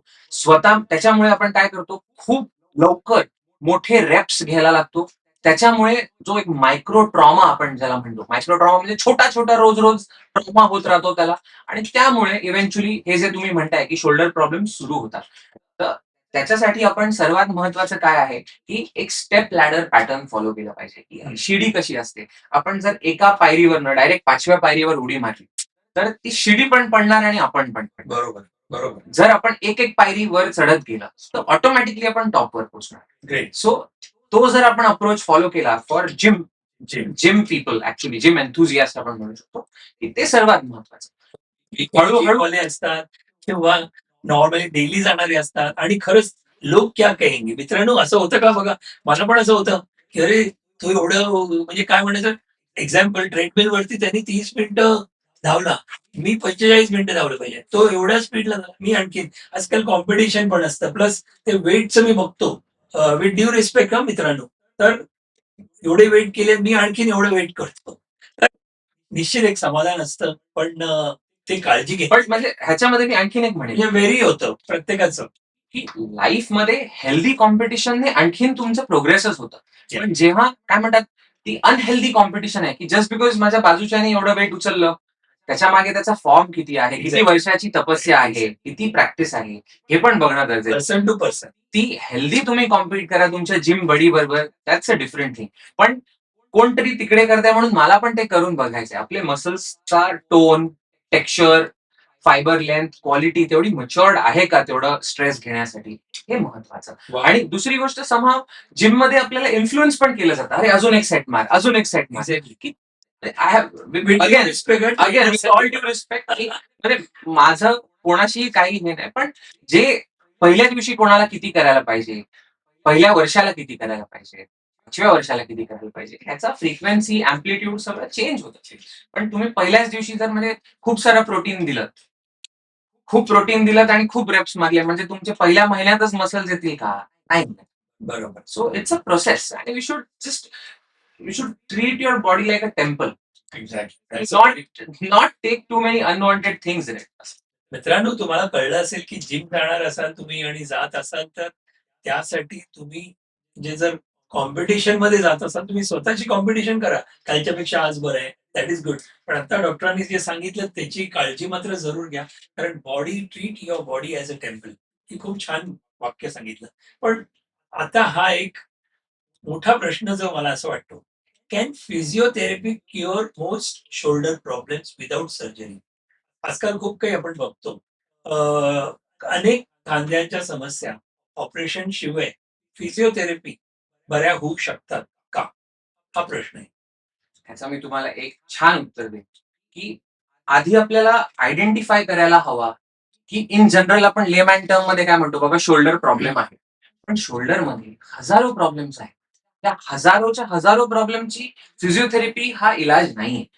सो पहिले डायग्नोसिस की नक्की काय झालं आहे आपल्याला, की जस्ट बिकॉज फ्रोझन शोल्डर आता सगळ्यांना खूप कॉमनली माहिती आहे म्हणून अच्छा मला पण दुखतंय म्हणजे मला पण फ्रोझन शोल्डरच आहे आणि त्याप्रमाणे आपण ट्रीटमेंट घ्यायला लागलो म्हणजे अच्छा तुला हे दिलंय का मी पण हेच घेतो. राईट. तर हे कुठेतरी चुकतं. काय सांगण्याचा हेतू आहे की काय आहे ते पहिले आयडेंटिफाय करा. तुमच्या डॉक्टरांना दाखवून तुम्ही नीट आयडेंटिफाय झालं की त्या हिशोबाने तुम्हाला व्यवस्थित सगळे गाईड करतील की बाबा काय ट्रॅक ऑफ ट्रीटमेंट घ्यायला पाहिजे. जर डायग्नोसिसच झालं नाही आणि आपण फक्त स्ट्रेंथ ट्रेनिंग कडे गेलो किंवा आणखीन काय मोडॅलिटीज वापरल्या तर we are not solving the problem नाही that. So first diagnosis is the key आणि त्याच्यानंतर मग your orthopedic surgeon He can will give guide you yes, He or she will yes, guide will you. guide you to whether do you need any kind of physiotherapy, whether you need any kind of modalities. They will surely guide depending on what problems. Yeah, that is the right way to go. That is the right approach. Approach. I must say, yeah. So nice. म्हणजे हा shoulder pain विषयी आपण इथेच थांबूया, पण पुढचे कारण खूप काही आहेत. आता बॅक पेन वरती जाऊया, तर which is very important topic according to me. म्हणजे सगळेच इम्पॉर्टंट आहेत. कुठला पेन सगळ्यात जास्ती असं विचारलं तर मुश्किल पडेल. तर बॅक पेन, मित्रांनो, बॅक पेन विषयी आपण आता प्रश्न घेऊया. Why is back pain becoming common even in people age 25 to 35? आज मी बघतो 25 ते 35 वर्षाचे पण जे आहेत त्यांना म्हणजे बॅक प्रॉब्लेम्स आहेत. तर काय आहे या वयोगटांना पण प्रॉब्लेम येतो? काय सांगाल, म्हणजे काय कारण मेन आहे? हाच काही मोबाईल, लॅपटॉप, सेडेंटरी लाईफ हाच एक कारण आहे का आणखीन काही कारण असेल? ही जी कारण आहेत ही इनफ डॉक्युमेंटेड आहेत. पण एक कारण ज्याच्याबद्दल जास्ती कोणी बोलत नाही हे मी तुम्हाला आज एक सहज भाषेत सांगतो की ह्युमन स्पाइन हे अजून गॉड्स वर्क इन प्रोग्रेस आहे. It is completely not eight developed. म्हणजे बॅक इन द डे आपण जर तुम्ही बघाल की पहिली माणसं दोन पायावर नव्हते चालत. पहिले आपण होमो सेपियन्स सेपियन्स होतो. तर आपण जे होमो इरेक्टस आधीचे जे स्पीशीज होते बिलकुल. थाउजंड ऑफ इयर अगो आपण चार पायांवर चालत होतो. तेव्हा आपला स्पाइन व्हर्टिकल नव्हता, हॉरिझॉन्टल होता. त्याच्यानंतर eventually we came to two legged walking. तेव्हा पण आपल्याला टू लेग वॉकिंग मध्ये पण टेल होती. तर ते स्पाइनचाच पार्ट होता. पण आता तुम्ही बघाल over a period of thousand of years of evolution ती टेल गायब झाली आहे. फक्त टेल बोन हे ज्याचं रेमिनंट आहे ते राहिलेलं आहे. ट्रू. सो आताचे नीड्स बघता तुम्ही बघाल तर अजून 1000 वर्षाने ह्युमन स्पाइन अजून काहीतरी वेगळा इव्हॉल्व्ह झालेला असेल. सो एक पार्ट ह्याचा प्रॉब्लेमचा हा आहे की human spine is steel a work in progress माझ्या मते. दुसरी गोष्ट आजची जी डे अँड एज मध्ये आपले चॅलेंजेस ऑफ प्रॉब्लेम्स वेगळेच आहेत. आधी जे लोक बाहेर जाऊन मैदानात खेळत होते, ऍक्टिव्हिटी करत होते, लोक गावाकडे शेतात लोक जाऊन काम करत होते. आजकाल तेवढंच आपण बघाल तर सगळे इंडोर प्रिफर करतात. हो. आणि तेही तितकंच खरं की आउटडोर आपल्याकडे स्पेसिफिकली आता मुंबईमध्ये की एस्पेशली समर्स मध्ये वगैरे टेम्परेचर एवढं हार्श झालेलं आहे because of different environmental factors, global warming वगैरे म्हणा. की आधी म्हणजे फॉर एक्झाम्पल आता मीही लहान असताना दुपारच्या उन्हामध्ये पण आम्ही किती खेळायचो आणि काय करायचो. पण आजच्या डीएनएज मध्ये आपण पण दुपारी 1, 2, 3 वाजता बाहेर गेलो तर असं वाटतं की अरे बापरे केवढं ऊन आहे, तर आतच राहूया. बिलकुल. सो बोथ दीज फॅक्टर्स म्हणजे एन्व्हायरमेंटल फॅक्टर्स पण तसेच म्हणेन मी, ह्युमन फॅक्टर्स पण तसेच म्हणेन आणि इव्होल्युशनरी जेनेटिक फॅक्टर्स पण म्हणेन. या सगळ्याचं अमॅलिगमेशन आहे असं म्हणू शकतो आपण. Back problem. So nice. पण is sitting for long hours the new smoking for spine health? म्हणजे खूप वेळ बसून राहणे हे स्पाइन साठी नवीन स्मोकिंग सारखे धोकादायक आहे का? कारण ते तर काही अवॉइड करू शकत नाही. तर मी पण तासनतास बसतो, 10 तास तरी बसतो.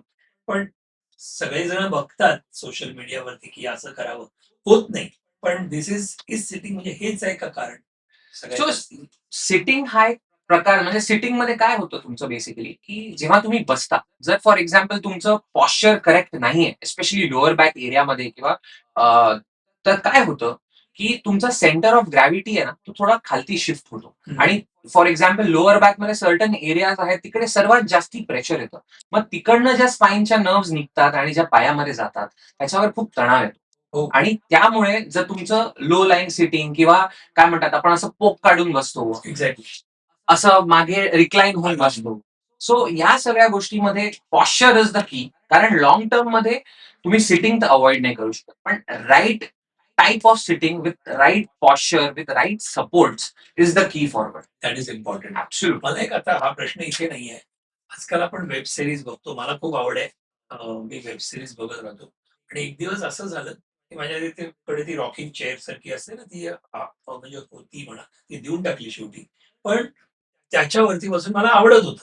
तर वेब सिरीज सुरू झाली 10 वाजता आणि बिलीव्ह करा, पण एवढं ते इंटरेस्टिंग वाटलं मला, की त्याचे 8 ते 9 एपिसोड होते. मी सकाळी 4 वाजेपर्यंत का 5 वाजेपर्यंत बघत म्हणजे एवढं असं ग्रिप होतं. पण I will be very frank with you. Me camera समोर बोलतोय आणि तुमच्याबरोबर कन्फेस करतो. मला इथे टेल बोन म्हणा किंवा इथे ना पेन व्हायला लागलं. म्हणजे मी अगोदर असा बसलो, आता मी इथे दाखवणं बरोबर आहे का मला माहिती आहे, पण पाय वरती करून आपण असे बसतो ना, मस्तपैकी इंटरेस्टिंग. तर इट स्टार्टेड पेनिंग. मग आता हे मी अ, असं माझ्यासारखं आणखीन कोणाला पण होऊ म्हणजे आपण बघतो एक वेब सीरीज कंटिन्यूअस वगैरे. तर हे काय म्हणजे मग इथे मला गाईडन्स काय करू शकता तुम्ही? काय करायला पाहिजे मला? मला बघायचं तर आहे. स्ट्रेट आहे बरोबर. मी सारखं असं करून बघणार नाही. तर how how do I do that?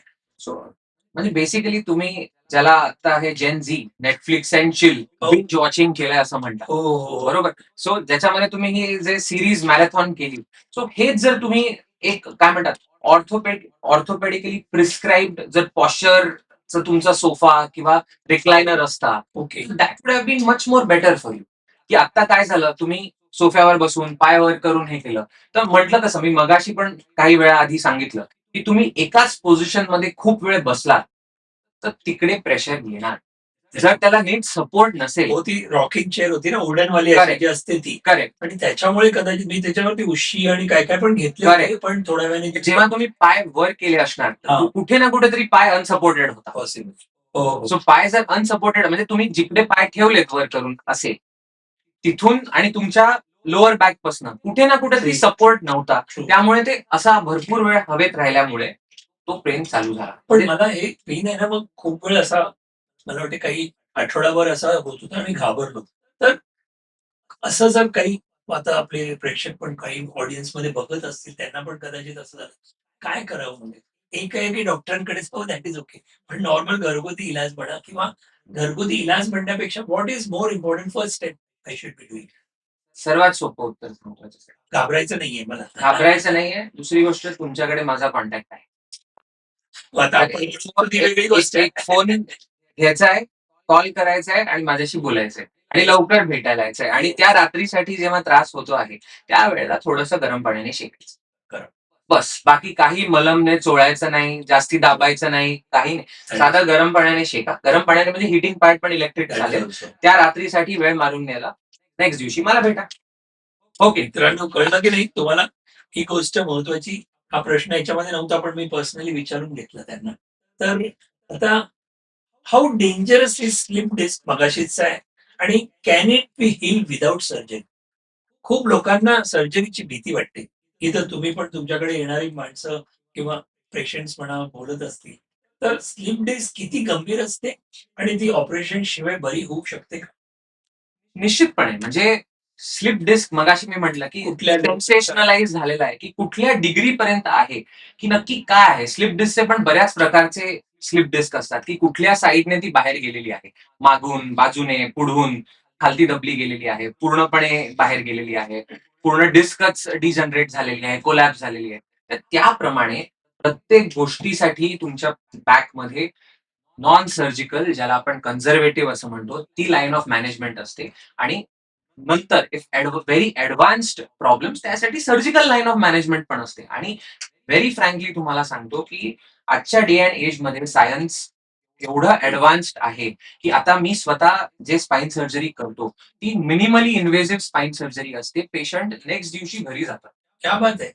की आधी जो एक आपल्याला वाटायचं की बाबा स्पाईन सर्जरी म्हणजे काय खूप हे, तर आता एवढी ऍडव्हान्समेंट आहे की तुम्ही सर्जरी केली तर साधारण व्हेरी फिट पेशंट असतील तर त्यांना तुम्ही पुढच्या दिवशी 48 आवर्स मध्ये घरी पाठवू शकता आणि with immediate relief. So That's good. अजिबात ही घाबरण्याची गोष्ट नाही. म्हणजे स्लिप डिस्क काय, स्लिप डिस्क सारखे अनेक स्पाईनचे प्रॉब्लेम्स आहेत. ओके.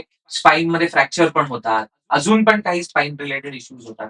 या सगळ्यासाठी आपल्याला व्यवस्थित नॉन सर्जिकली आणि सर्जिकली डिपेंडिंग ऑन केस. पण म्हटलं तसं हे जनरलाइज करता येत नाही. अनफॉर्च्युनेटली काय आहे की जर हे जनरलाइज करता आलं असतं तर आपण मास स्केलवर त्याच्यासाठी डायरेक्ट किऑस्कच चालू केले असते की बाबा ह्याला हे दुखतंय तर या किऑस्क मध्ये जा, हे औषध घ्या, बरोबर घ्या, हे करा. पण unfortunately medicine is custom made. प्रत्येकाची नीड्स आणि त्याच्यामध्ये पण म्हणजे तुम्हाला थोडं आणखीन इंट्रिकेटली सांगायचं झालं तर फॉर एक्झाम्पल एक व्यक्ती आहे 60 वर्षाचा, एक व्यक्ती आहे 50 वर्षाचा, ते पण आहे. एक व्यक्ती आहे 40 वर्षाचा. सगळ्यांचे नीड्स वेगळे आहेत. सगळ्यांचा जरी सेम प्रॉब्लेम असला, कोणामध्ये कोमॉर्बिडिटीज जसे डायबिटीज, हायपरटेन्शन, थायरॉइड, अजून काही अस्थमा, आधी काही प्रिव्हियस सर्जरी, अशा बऱ्याच गोष्टी झालेल्या असू शकतात. तर त्याला ट्रीट करण्याची वेळ आणि टाइम वेगळा होऊन जातो. एखाद्याचं वय 90 आहे, त्याला खूप सारे कोमॉर्बिडिटीज आहेत. एक आहे त्यांना सर्जरीची गरज आहे. दुसरं आहे whether they are fit for surgery. Exactly. जर फिट नसतील तर we need to get him fit आणि then only we can proceed. करू शकतो. पण म्हटलं तसं ओव्हरऑल बॅकच्या कुठल्याही प्रॉब्लेमसाठी 2 टाईपच्या गोष्टी असतात आणि I specialise in non surgical म्हणजे non operative non operative management for back pain आणि ऑपरेटिव्ह मॅनेजमेंट. सो आता यावरती एक प्रश्न असा जो आहे, 3 biggest mistake people make when they have back pain. तुमच्या ऑडियन्ससाठी तुम्ही एक सल्ला म्हणून किंवा एक गाईडलाईन म्हणून काही सांगू शकलात तर बरं होईल. म्हणजे पाठदुखी असताना लोक सर्वात मोठ्या कोणत्या 3 चुका करतात? What are the 3 biggest mistake people make? Just to name 3 की जेव्हा पेन आहे, तेव्हा ते ओव्हर स्ट्रेच करायचा प्रयत्न करतात. त्यांना अचानक आयुष्यात कधी योगा केलेले नसतात, पण कुठून तरी बघितलेला असतो व्हिडिओ, कोणीतरी सांगितलेलं असतं की ही आसनं कर, लगेच बॅक पेन बरं होईल. तर जेव्हा प्रॉब्लेम चालू आहे, तेव्हा ते ओव्हर स्ट्रेच करायला जातात, वेगवेगळी आसनं करायला जातात. हा एक झाला पहिला. दुसरी गोष्ट जोरजोरात मालिश करायला जातात. हो. आणि तिसरी गोष्ट खूप सारं काय लेप, खूप सारे क्रीम, ऑइंटमेंट लावायचा प्रयत्न करतात. एक सिंपल तुम्हाला सांगतो, की आता फॉर एक्झाम्पल तुम्हाला जर ढोपरावर लागलाय, तुम्हाला दिसते जखम झाली आहे, बरोबर? ही वरनं दिसते. त्या जखमला तुम्ही जोरजोरात खेचाल, ताणाल का? त्या जखमला तुम्ही खूप जोरजोरात मालिश कराल का? त्याला खूप सारे क्रीम जोरजोरात चोळायचा प्रयत्न कराल का? तो ही जखम कारण वर दिसतेय म्हणून आपण हे करत नाही. पण ही सेम जखम आतमध्ये झालेली आहे. त्याला हे आपण वर्ण केलं तर बरी होणार आहे का? सो हे लोक इथे कुठेतरी थोडस काय म्हणतात लोकांना मिसकन्सेप्शन उभे राहतात की अरे मी तर तेव्हा हे एवढं स्ट्रेंथ ट्रेनिंग केलं, व्यायाम केला, पण तरी असं झालं. बरोबर. त्याच कारण आहे. नॉर्मली आपण बघतो की एकाला कोणाला तरी पाठदुखी झाली असेल तर त्यांनी जे औषध लावलेलं आहे तेच दुसरा पण लावतो किंवा घेतो. याबरोबर एक प्रश्न की आजकाल असं होतं की एकाने गोळी आणली, असे काही जण असतील, मला माहिती आहे, नाव नाही घेत, पण बाबा एका घरात गोळ्या असतात, त्या राहिलेल्या असतात. अरे ते दुखलेलं होतं, म्हणजे तुझी पाठ दुखलेली ना, हे गोळी आहे, हे घे, ही खूप चांगली आहे. असे जेव्हा करतात त्यांच्यासाठी काय सल्ला तुमचा? म्हणजे प्रत्येक गोळ्यांचं पेन किलर ज्याला आपण म्हणू शकतो, पण पेन किलर नाही, पण स्पेसिफिकली कोणीतरी अगोदर यूज केलेली गोळी असते, ती दुसऱ्यावरती आपण यूज करतो, ते कितपत बरोबर आहे? मी आपल्या सगळ्या व्ह्युअर्सच्या येस, येस. पब्लिक इंटरेस्ट मध्ये एक गोष्ट सांगतो. प्लीज. प्लीज म्हणजे या माध्यमाने प्लीज स्टॉप सेल्फ मेडिकेटिंग. खरं ते तुम्हाला सांगतो. देर इज म्हणजे self medication most often than not leads to side effects. त्यामुळे please do not self medicate. की please use a guidance with your consult with your doctor and accordingly take the medicines. Just because एखादी गोष्ट work for the other person that does not mean the same thing is required for you. You might need something which is lesser than that or something which is more stronger than that. Then accordingly तुम्ही तसं करायला हवं.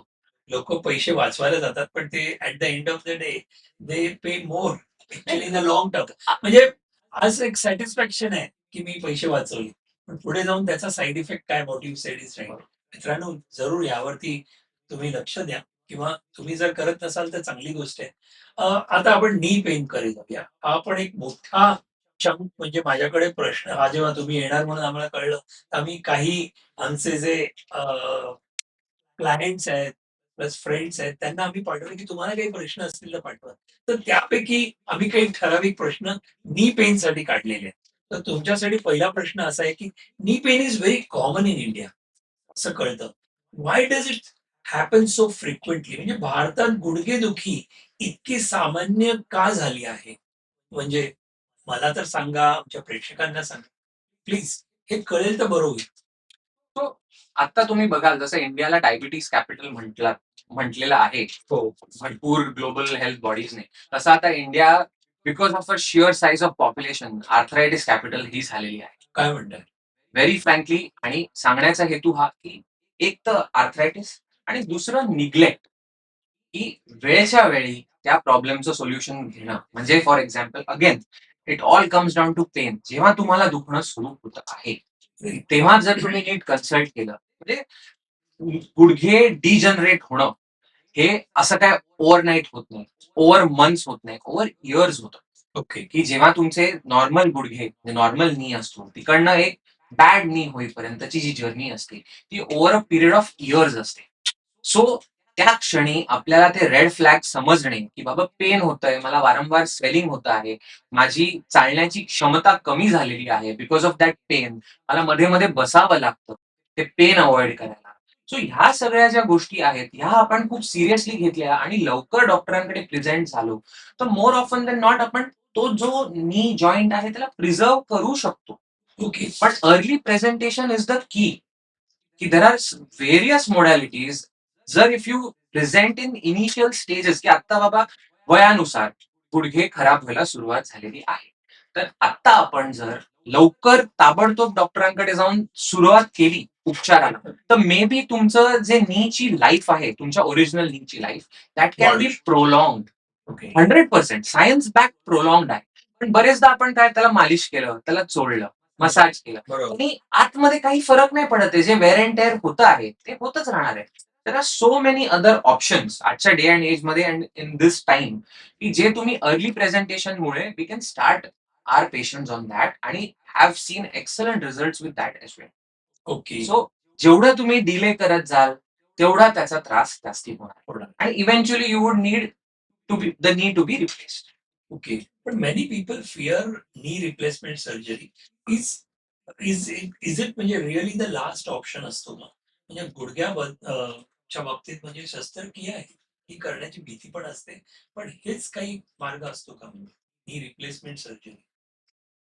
So लोक घाबरतात पहिली गोष्ट तर म्हणजे तेच लास्ट ऑप्शन असतं का दुसरं काही ऑप्शन असू शकतं का? सो बेसिकली आता जेव्हा आपला नी जॉईंट डॅमेज झालेला आहे, म्हणजे काय नी जॉईंटच्या अराउंडची जी कार्टिलेज असते, जे जॉईंटचं प्रोटेक्टिव्ह कव्हरिंग असतं, त्याच्यामध्ये कार्टिलेज इरोड होते. त्याच्यामध्ये काय होतं, मग आता जेव्हा तुमचं नी खूप डॅमेज झालेलं आहे, तेव्हा तुम्हाला आता स्वतःहून कार्टिलेज म्हणजे काय जे प्रोटेक्टिव्ह कव्हरिंग असतं जॉईंटचं ते रिजनरेट होत नाही. जे ओके. नीच्या मध्ये मेनिस्कस जसं शॉक ऍब्झॉर्बर असतं नीचं, ते पण वयानुसार डिजनरेट होतं. ते स्वतःहून परत जनरेट ज्याला आपण रिजनरेट होतं तसं तसं होत होत नाही. त्यामुळे आपण काय करतो की जे त्याचे एंड्स ऑफ जॉईंट्स आहे, जिकडे कार्टिलेज डॅमेज आहे, मेनिस्कस डिजनरेटेड आहे, लिगामेंट अराउंड द नीचा काही प्रॉब्लेम आहे, विथ एज रिलेटेड किंवा आर्थरायटिस रिलेटेड, तर त्या आपण काढून नवीन जॉईंट करतो. आणि honestly speaking the surgery is really advanced आणि आजच्या डे अँड एज मध्ये India globally has the highest volumes of knee replacement क्या बात. आणि सक्सेसफुल व्हॉल्युम्स. म्हणजे तुम्ही जेव्हा हजारो सर्जरी बघता त्याच्यामध्ये एखादा कोणाचं तरी काहीतरी पण आपल्याला नक्की माहित नसतं की रिझन काय. ओके. फक्त आयडियल कॅन्डिडेट सिलेक्शन असतं जेव्हा हजारो सर्जरीज होतात, ऍब्सोल्युटली पेशंट आर हॅपी. आणि माझ्याकडे बरेच पेशंट येतात जे म्हणतात की हे आम्हाला आधी का नाही कळलं, आम्ही आधीच केलं असतं तर बरं झालं असतं. Exactly. So there are multiple ways. आणि म्हटलं तसं की अर्ली प्रेझेंटेशन इज द की. जर खूप लेट प्रेझेंटेशन असेल तर डोंट वेट. ऑलरेडी डिटोरिएट झालेलं आहे. ऍब्सोल्युटली जसं म्हटलं तसं की अर्ली प्रेझेंटेशन इज द की. पण जर तुम्ही लेट प्रेझेंट करताय आणि तुमचे जर डॉक्टर म्हणतात की नी रिप्लेसमेंट करा, तर already you have miss the bus for preserving the joint. Exactly. So now you should not wait, you should just do it. पण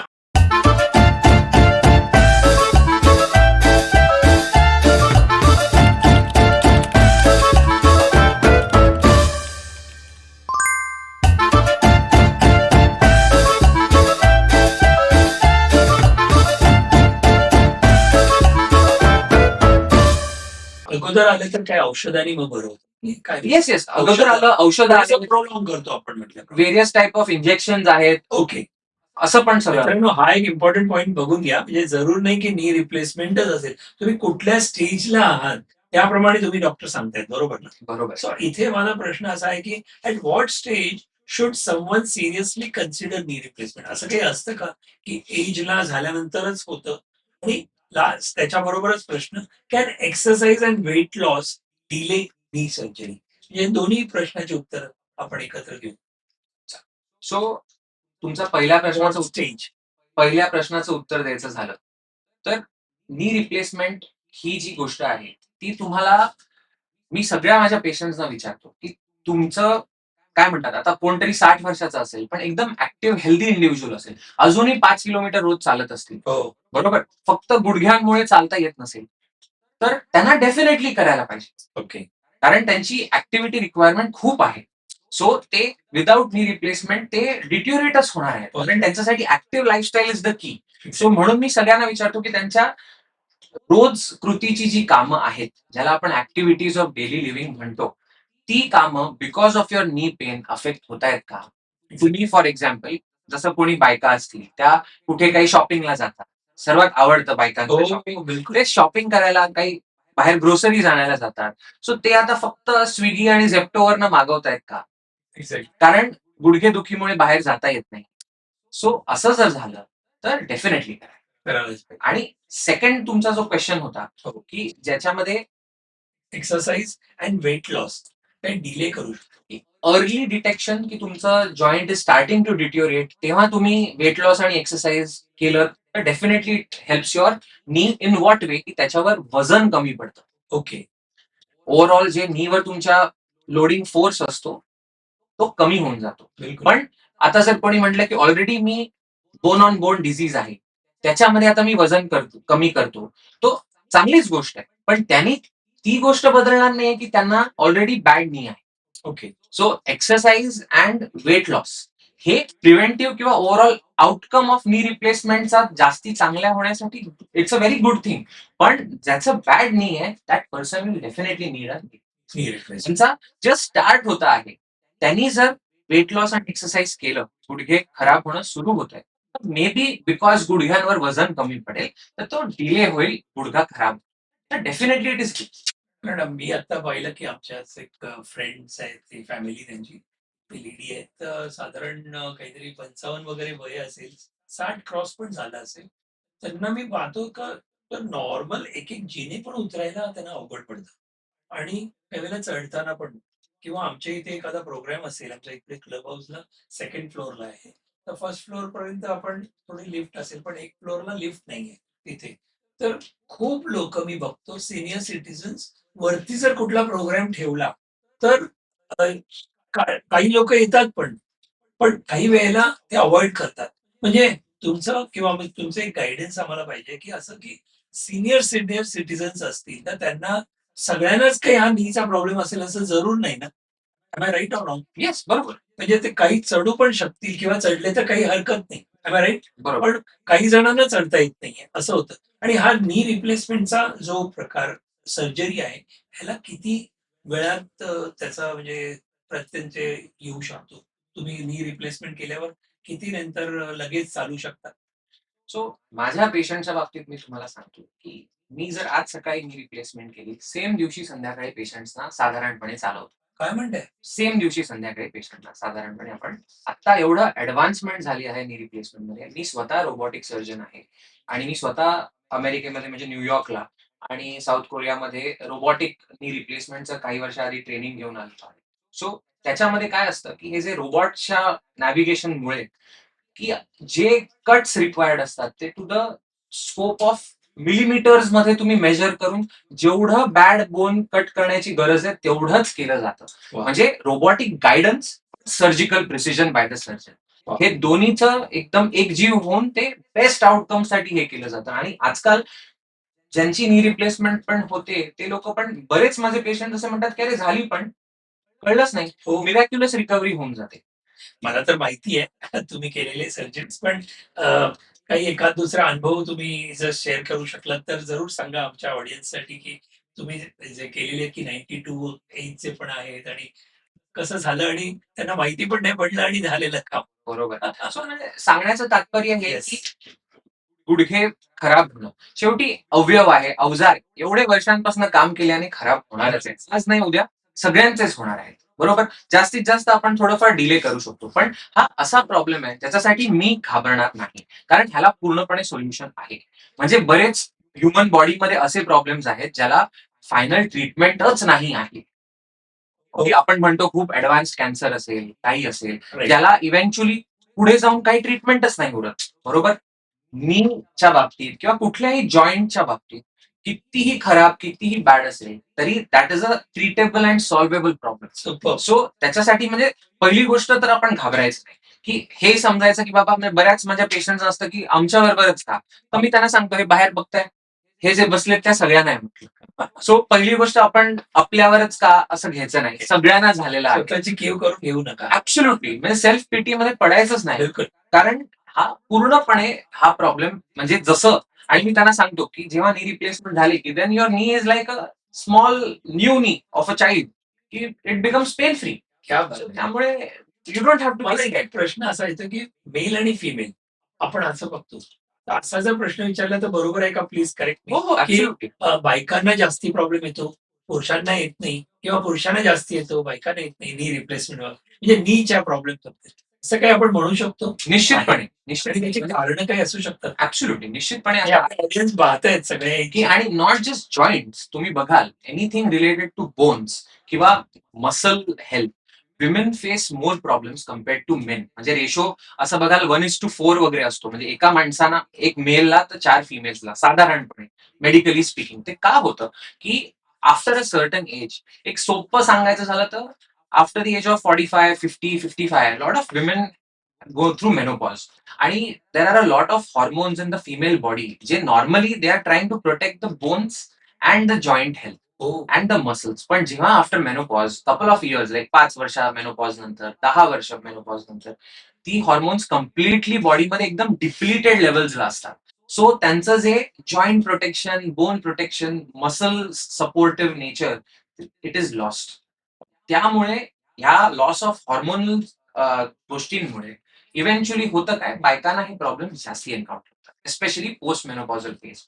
so it is right, it is documented, well documented in literature, men versus women, women face more problems. पण इंडियाचं shear पॉप्युलेशनच एवढं आहे ना, की eventually तुम्ही सगळ्या- बघा म्हणजे म्हणजे काय म्हणतात, कुठल्या तरी एकदम स्पार्सली पॉप्युलेटेड कंट्रीचे तुम्ही स्टॅटिस्टिक्स काढले तर तेव्हा हा रेशो समजतो की बाबा 1:4 मे बी आहे. असेल. पण इंडियामध्ये तुम्ही जर बघितलं तर एवढे लोक आहेत आपल्याकडे, तर असं आपल्याला ऑन पेपर अरे ह्या काकांचं पण झालं, ह्यांचं पण झालं, सगळेच दिसतात. पण biologically this is Yes. Sir. I would just on this occasion which is a special occasion, आत्ताच आपण विमेन्स डे आणि हे झालेलं आहे, तर ऑल विमेन्स साठी पण एक तुमच्या साईडनी मेसेज द्या की त्यांना घाबरायची गरज नाहीये. ही ऍक्च्युली आहे बायोलॉजिकली, ही गोष्ट बरोबर आहे, पण मग ते काय काळजी करू शकतात किंवा आणखीन काही घेऊ शकतात, समथिंग सप्लिमेंट असं नाही म्हणू शकत, पण what you can guide please to all womens please. So तुमचा मेसेज. मेनोपॉज ही एकदम फिजिओलॉजिकल गोष्ट आहे, म्हणजे nobody is getting away from it. पण आपल्या हातात काय आहे, आपल्याला एक अंदाज असतो की बाबा 45, 50, 55 या एजला आपण नियर केलं की we are starting that phase of perimenopause आणि इव्हेंच्युअली मेनोपॉज. तर त्या फेजमध्ये आपल्याला सर्टन सप्लिमेंटेशन, जे जसं की कॅल्शियम म्हणा, त्यानंतर व्हिटॅमिन D3 म्हणा, एवढ्या बेसिक सप्लिमेंटेशनने जरी आपण सुरू केलं तरी लॉंग टर्म मध्ये त्याचे बेनिफिट्स नक्की मिळतात. म्हणजे अपार्ट फ्रॉम दॅट पण भरपूर मायक्रोन्युट्रियंट्स आणि अदर थिंग्स आहेत जे रिक्वायर्ड आहेत. पण ते म्हणजे आता मी जर बोलायला गेलो तर हा पॉडकास्ट दिवसभर चालेल, म्हणून मी एक सिम्पल तुम्हाला सांगू शकतो की कॅल्शियम आणि व्हिटॅमिन डी, पण त्याच्यासाठी भरपूर प्रकारचे कॅल्शियम पण असतात जे लोकांना माहित नाही, की कोणासाठी काय रिक्वायर्ड आहे. हे तुम्ही डेफिनेटली तुमच्या डॉक्टरशी कन्सल्ट करूनच तुम्ही घ्या, स्वतःहून घेऊ प्लीज नका. So nice, so nice. किती इम्पॉर्टंट मेसेज या आपल्या या आजच्या पॉडकास्ट थ्रू सगळ्यांपर्यंत पोहोचतोय. आता मी एक असा सेगमेंटचं बघतोय की स्पोर्ट्स इंजुरीज. आपले स्पोर्ट्समन बघणारे भरपूर ऑडियन्स मध्ये आहेत स्पोर्ट्समध्ये. तर ॲथलीट्स ऑफन सफर ACL injuries. What exactly is an ACL surgery? ACL tear? हे सांगू शकाल का? निश्चितपणे एसीएल म्हणजे काय, अँटिरियर क्रुशिएट लिगामेंट, ही आपल्या नॉर्मल. तेच तेच म्हणजे फुल फॉर्म म्हटलं ACL म्हणजे अँटिरियर क्रुशिएट लिगामेंट, Okay. त्याचं नाव आहे. ओके. ही लिगामेंट ही आपल्या नी मध्ये असते. ही बिगेस्ट सपोर्ट असते नीचा. आणि मी मगाशी पण म्हटलं लिगमेंट म्हणजे काय, दोन बोनच्या मधला रबर बँड असतो. तो एसीएल हा नी मधला सर्वात मोठा रबर बँड असतो. हो. होतं काय, जेव्हा तुम्ही खेळताना, जेव्हा हाय एनर्जी किंवा हाय इंटेन्सिटी ऍक्टिव्हिटीज होत असतात, तर कुठेही जर ट्विस्टिंग ऑफ द नी झालं, तर त्याच्यामध्ये एसीएल कधी कधी टेअर होतो, कधी कम्प्लीट टेअर होतो, कधी नियर कम्प्लीट टेअर होतो, कधी पार्शल टेअर. हो. सो त्याच्यामुळे काय होतं, तुमचा जो नी असतो ते इनस्टेबिलिटी मध्ये जातं. इनस्टेबिलिटी म्हणजे जेव्हा फॉर एक्झाम्पल तुम्ही चालताय, तर अचानक पाय लपकल्यासारखं वाटतं, तुम्हाला जिने चढता येत नाही, उतरता येत नाही, तर तुम्हाला तुमचा नीवर कॉन्फिडन्सच येत नाही की बाबा मला चालता येतंय का, की मी पाय असाच माझा गिव्ह अवे करणार आहे. सो हे त्याच्यामुळे ACL is that way. Yes, one of the cause ACL for tear. Knee instability is ACL injury किंवा एसीएल टेअर. याबरोबर 2 प्रश्न आहे या सेगमेंटमध्ये, की can a person return to a professional sports? Because मला माहिती आहे की तुमच्या इथे एवढे स्पोर्ट्समॅन आणि सेलिब्रिटीज येत असतात. तर त्याच्यासाठी म्हणून हा प्रश्न आहे, की कॅन अ पर्सन, आपल्या इथे पण खूप स्पोर्ट्समॅन बघणारे, मॅरेथॉन धावणारे वर असतात. तर can a person return to a professional sports after ACL surgery? म्हणजे ACL ऑपरेशन नंतर खेळाडू पुन्हा म्हणजे व्यावसायिक खेळात परत येऊ शकतो का? निश्चितपणे. म्हणजे there are multiple examples of these in football, in cricket. खूप सारे athletes have gone through this injury in rugby, आणि they have come back to professional sports again. कारण आता we have something called as arthroscopic surgery. म्हणजे काय, दुर्बीणद्वारे minimal incision मध्ये ACL ला आपल्याला repair, not just ACL, any ligaments around the knee, any supports around the knee, meniscus around the knee, हे arthroscopy through repair करता येतात. आणि रिटर्न टू ऍक्टिव्हिटी एक सर्टन रिहॅबिलिटेशन प्रोग्राम मधनं we put through the athletes through, आणि ते eventually ते come back to full functionality. आणि म्हटलं तसं, जरी ह्याला स्पोर्ट्स इंजुरीज म्हटलं जातं, तरी नुसते ऍथलीट्स ह्यानी सफर नाही करत. तुम्ही बघाल तर डे टू डे आपल्याकडे आता साईड वॉक्स वगैरे, नॉर्मल रोड आणि साईड वॉक्स मध्ये मिसमॅच असतो. आहे. तो लोक पेडिस्ट्रियन जेव्हा चालत असतात आपल्याकडे मुंबईमध्ये, तर साईड वॉक्स मधनं खालती पाय टाकला तर पाय गुडघा बुरगळतो. सो जरी त्याला कॅटेगराईज स्पोर्ट्स इंजुरीज मध्ये केलेलं आहे, तरी आपले नॉर्मल जे नॉन ऍथलेटिक पीपल आहेत, ते नुसते चालता चालता, जिने उतरताना चढताना, कुठेही रस्त्यावर चालता चालता, ही खूप कॉमन इंजुरीज आहेत त्या. आणि not just around the knee, around the ankle, around the hip, खूप संपूर्ण आणि सगळं ही can come back to normal. Absolute. मग त्याच्याबरोबर what precaution should weekend cricketers and gym lovers take? Weekend cricketers एवढ्यासाठी म्हटले की आजकाल IPL आणि आपण ह्या गोष्टी बघतो, तर आमच्या इथे सुद्धा असे मॅच खूप होत असतात. पूर्वी गल्ली क्रिकेट आपण म्हणत होतो, पण आजकाल असे मॅचेस खूप होतात. तर अशा वेळेला सुद्धा माझ्या बाबतीत सुद्धा झालेलं होतं शोल्डरचं. पण I am just talking about this. तर अशा वेळेला ह्यांच्यासाठी तुम्ही इंजुरी म्हणा किंवा कुठल्याही गोष्टी असतील, तर ह्यांना काय तुम्ही सल्ला द्याल?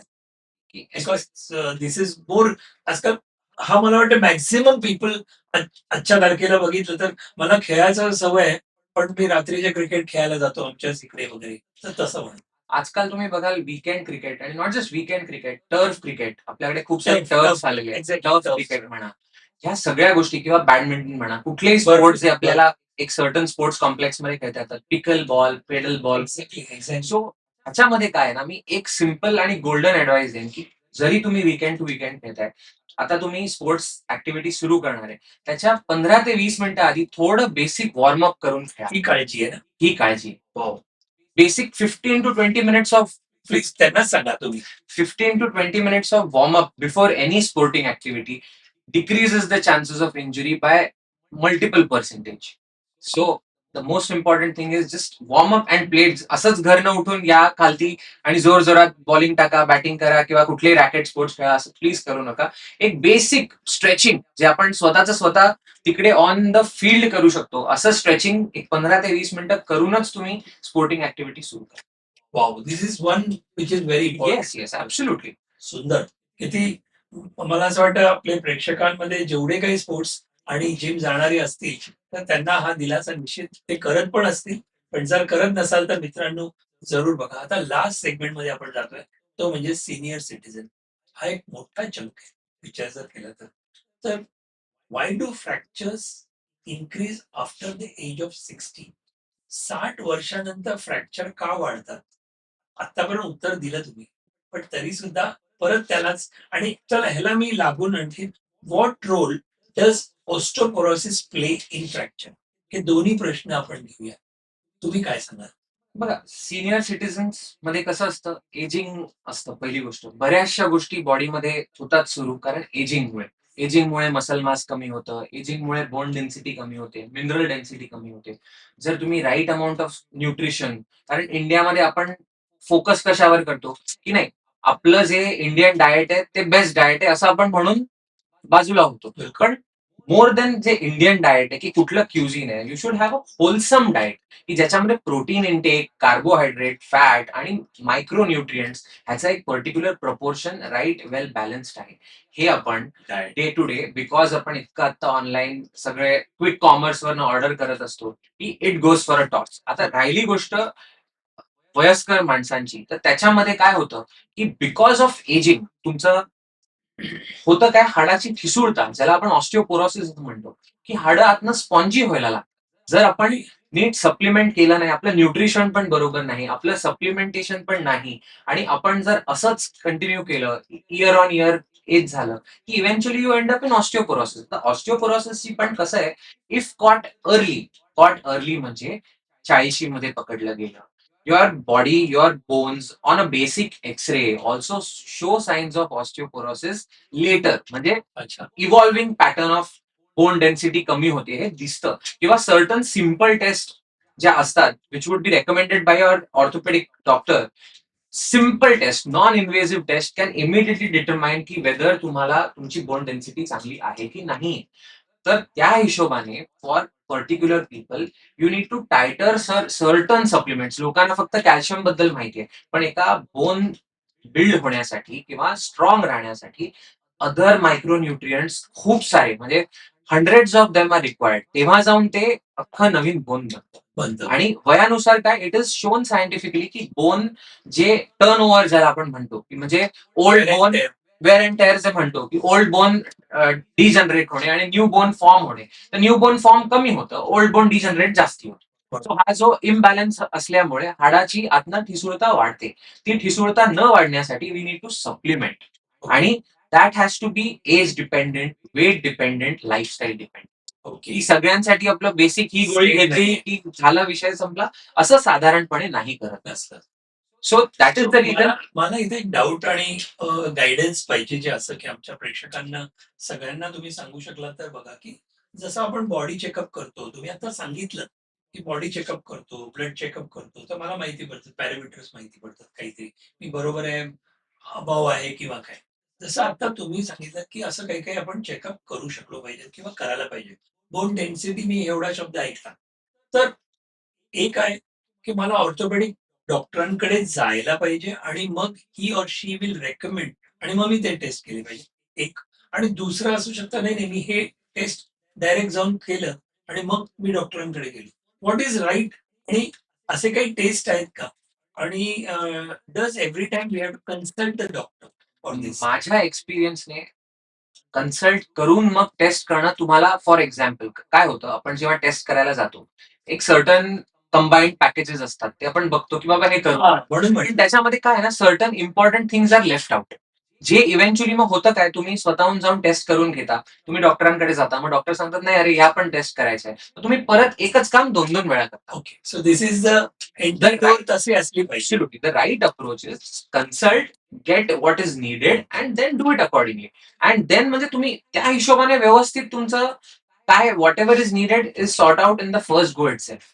आणि त्या हिशोबाने ट्रीटमेंट लगेच सुरू होते. म्हणजे टॉप टू बॉटम मी पूर्णपणे माझे बोन डेन्सिटी कळली पण हे सगळं काही असं फिटपणा आय इन प्रॉपर शेप हे मला चेकअप करायचंय ब्लड चेकअप वगैरे बॉडी चेकअप असतो ह्याच्या थ्रू सारखं असं ह्याची पण टेस्ट असते हो हो हो, की म्हणजे जे रिलेटेड टू सगळंच म्हणजे टॉप टू बॉटम आपण बरोबर बोन्सच्या रिलेटेड म्हणा मसल्सच्या रिलेटेड बरोबर. इज दर एनी टेस्ट असं काही there are various test available की ज्याच्यामध्ये आपण सिरम लेवल्स चेक करू शकतो, सर्टन मायक्रोन्युट्रियंट्स आणि ह्याचे, आणि त्या हिशोबाने करेक्शन देऊ शकतो. त्यामुळे म्हणजे एक अॅन्युअल चेकअप म्हणतो Absolutely. चेकअप हे ओके आहे जसं एज वाढतं त्यांनी करायला पाहिजे बरोबर. तर व्हॉट इज युअर ऍडवाइस? किती टायमानंतर त्यांनी कुठल्या एज वाल्यांनी करायला पाहिजे? मी असं म्हणतो 40 नंतर 3 वर्षात एकदा तरी टेस्ट करायला हव्या. मित्रांनो ऐकताय ना?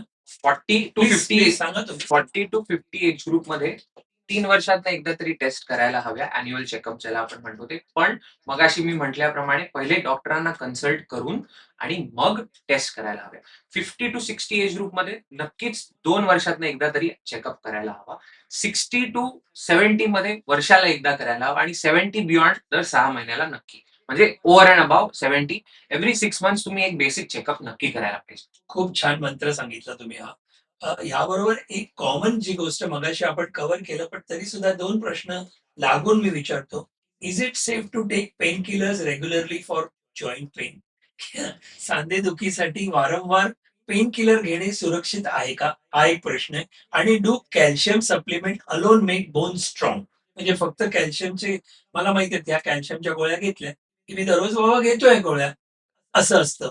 तर ते दोन्ही प्रश्नाची उत्तरं तुम्ही सांगू शकाल, की आपली ही राउंड कंप्लीट सी पेन किलरची गोष्ट. म्हटल्याप्रमाणे पेन किलर लॉंग टर्म साठी सस्टेनेबल नाहीये. का? तुम्हाला एखाद दिवशी म्हणजे सहनच होत नाही एवढं दुखणं झालं, एखादं एसओएस बेसिसवर तुम्ही घेतलं, म्हणजे ऍज अँड वेन रिक्वायर्ड बेसिसवर एखादी गोळी घेतली, तर that wouldn't cause any problem. पण again please consult and take, कारण कोणाला पेन किलर्स पण थाउजंड ऑफ टाईपचे आहेत. वेगवेगळे ना? तुम्हाला कुठली सूट होते पेक्षाही तुम्हाला कुठली रिक्वायर्ड आहे ती नीट जाणून घेणं गरजेचं आहे. एकदम फॉर एक्झाम्पल काही सर्टन स्पेशल सिनारिओज मध्ये तुम्ही ट्रॅव्हल करताय, तुम्ही नाही आहात तुमच्या होम टाउन मध्ये, कधीतरी अगदी म्हणजे टाइम बिंग साठी 2 तास ट्रॅव्हल आहे, तेव्हा माझे हे व्हायला एखादी गोळी घेणं काही प्रॉब्लेम नाही. पण लॉंग टर्म मध्ये जसं तुम्ही म्हणताय की मी सेल्फ मेडिकेट करत काही दिवस काही आठवडे घेत राहिले, तर त्याचे साईड इफेक्ट जरूर असतात.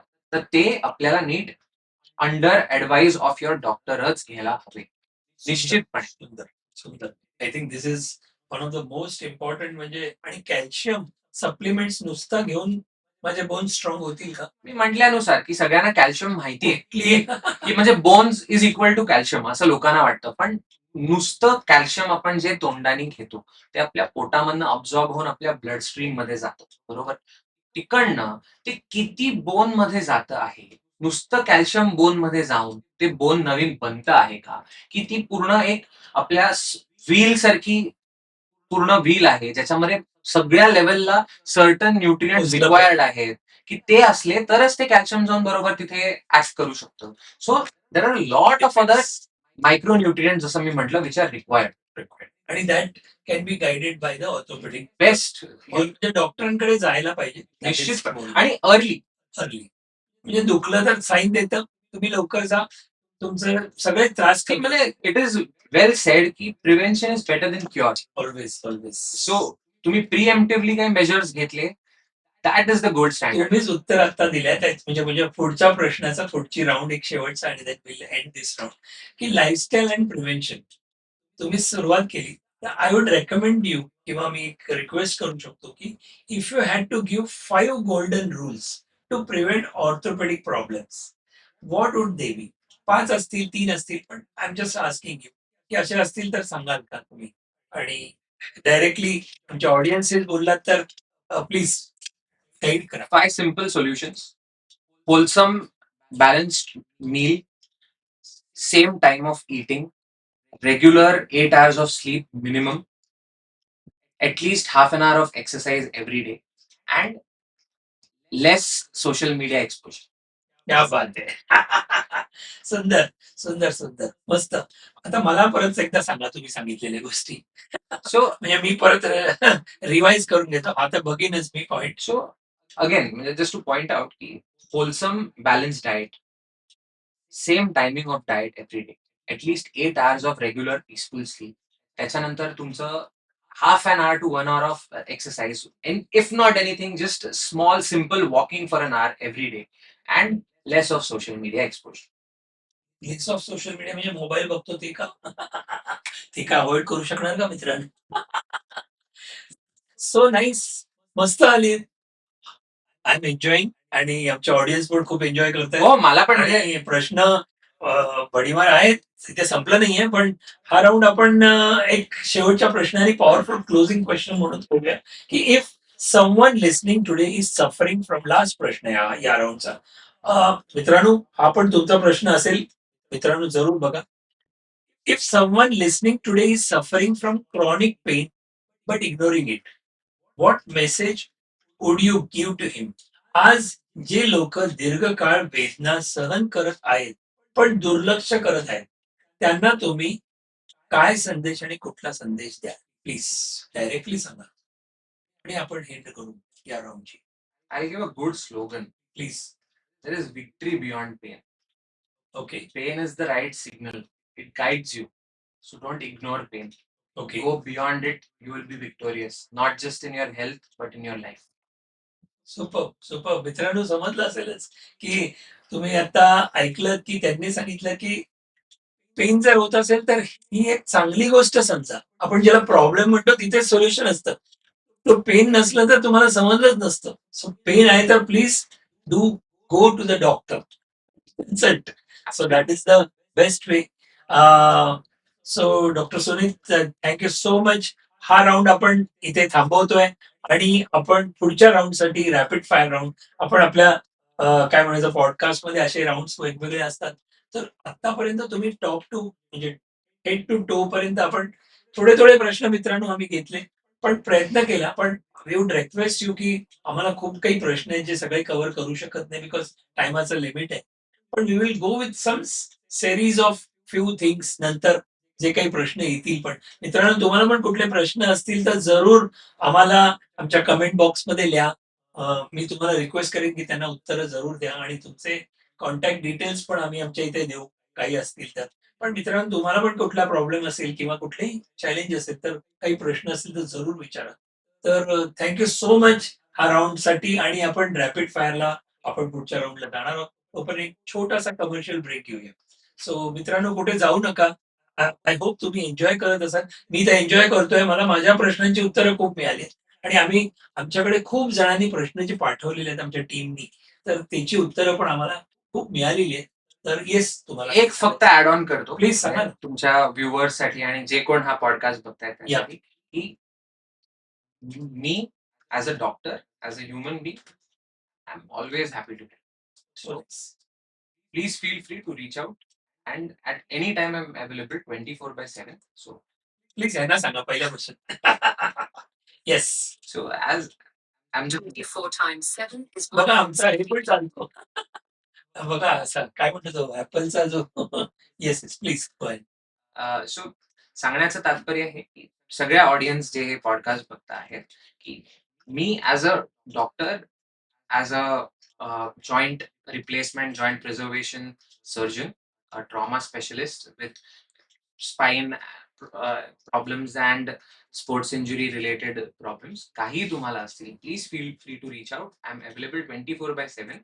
आणि निश्चितपणे तुम्ही तुमचे जे काय प्रॉब्लेम्स असतील, till your satisfaction I will help you with that. Thank you. So nice, so nice. आम्हाला असा दिलासा दिल्याबद्दल थँक्यू सो मच. मित्रांनो, कुठे जाऊ नका. आपण छोटासा ब्रेक घेऊया आणि डॉक्टरांचे कॉन्टॅक्ट डिटेल्स आम्ही देणार आहोत डेफिनेटली. त्यामुळे तुम्ही त्यांना डायरेक्टली कॉन्टॅक्ट करू शकता, आम्हाला कॉन्टॅक्ट करू शकता. We can do that. So एक छोटासा ब्रेक नंतर परत आपण येऊया.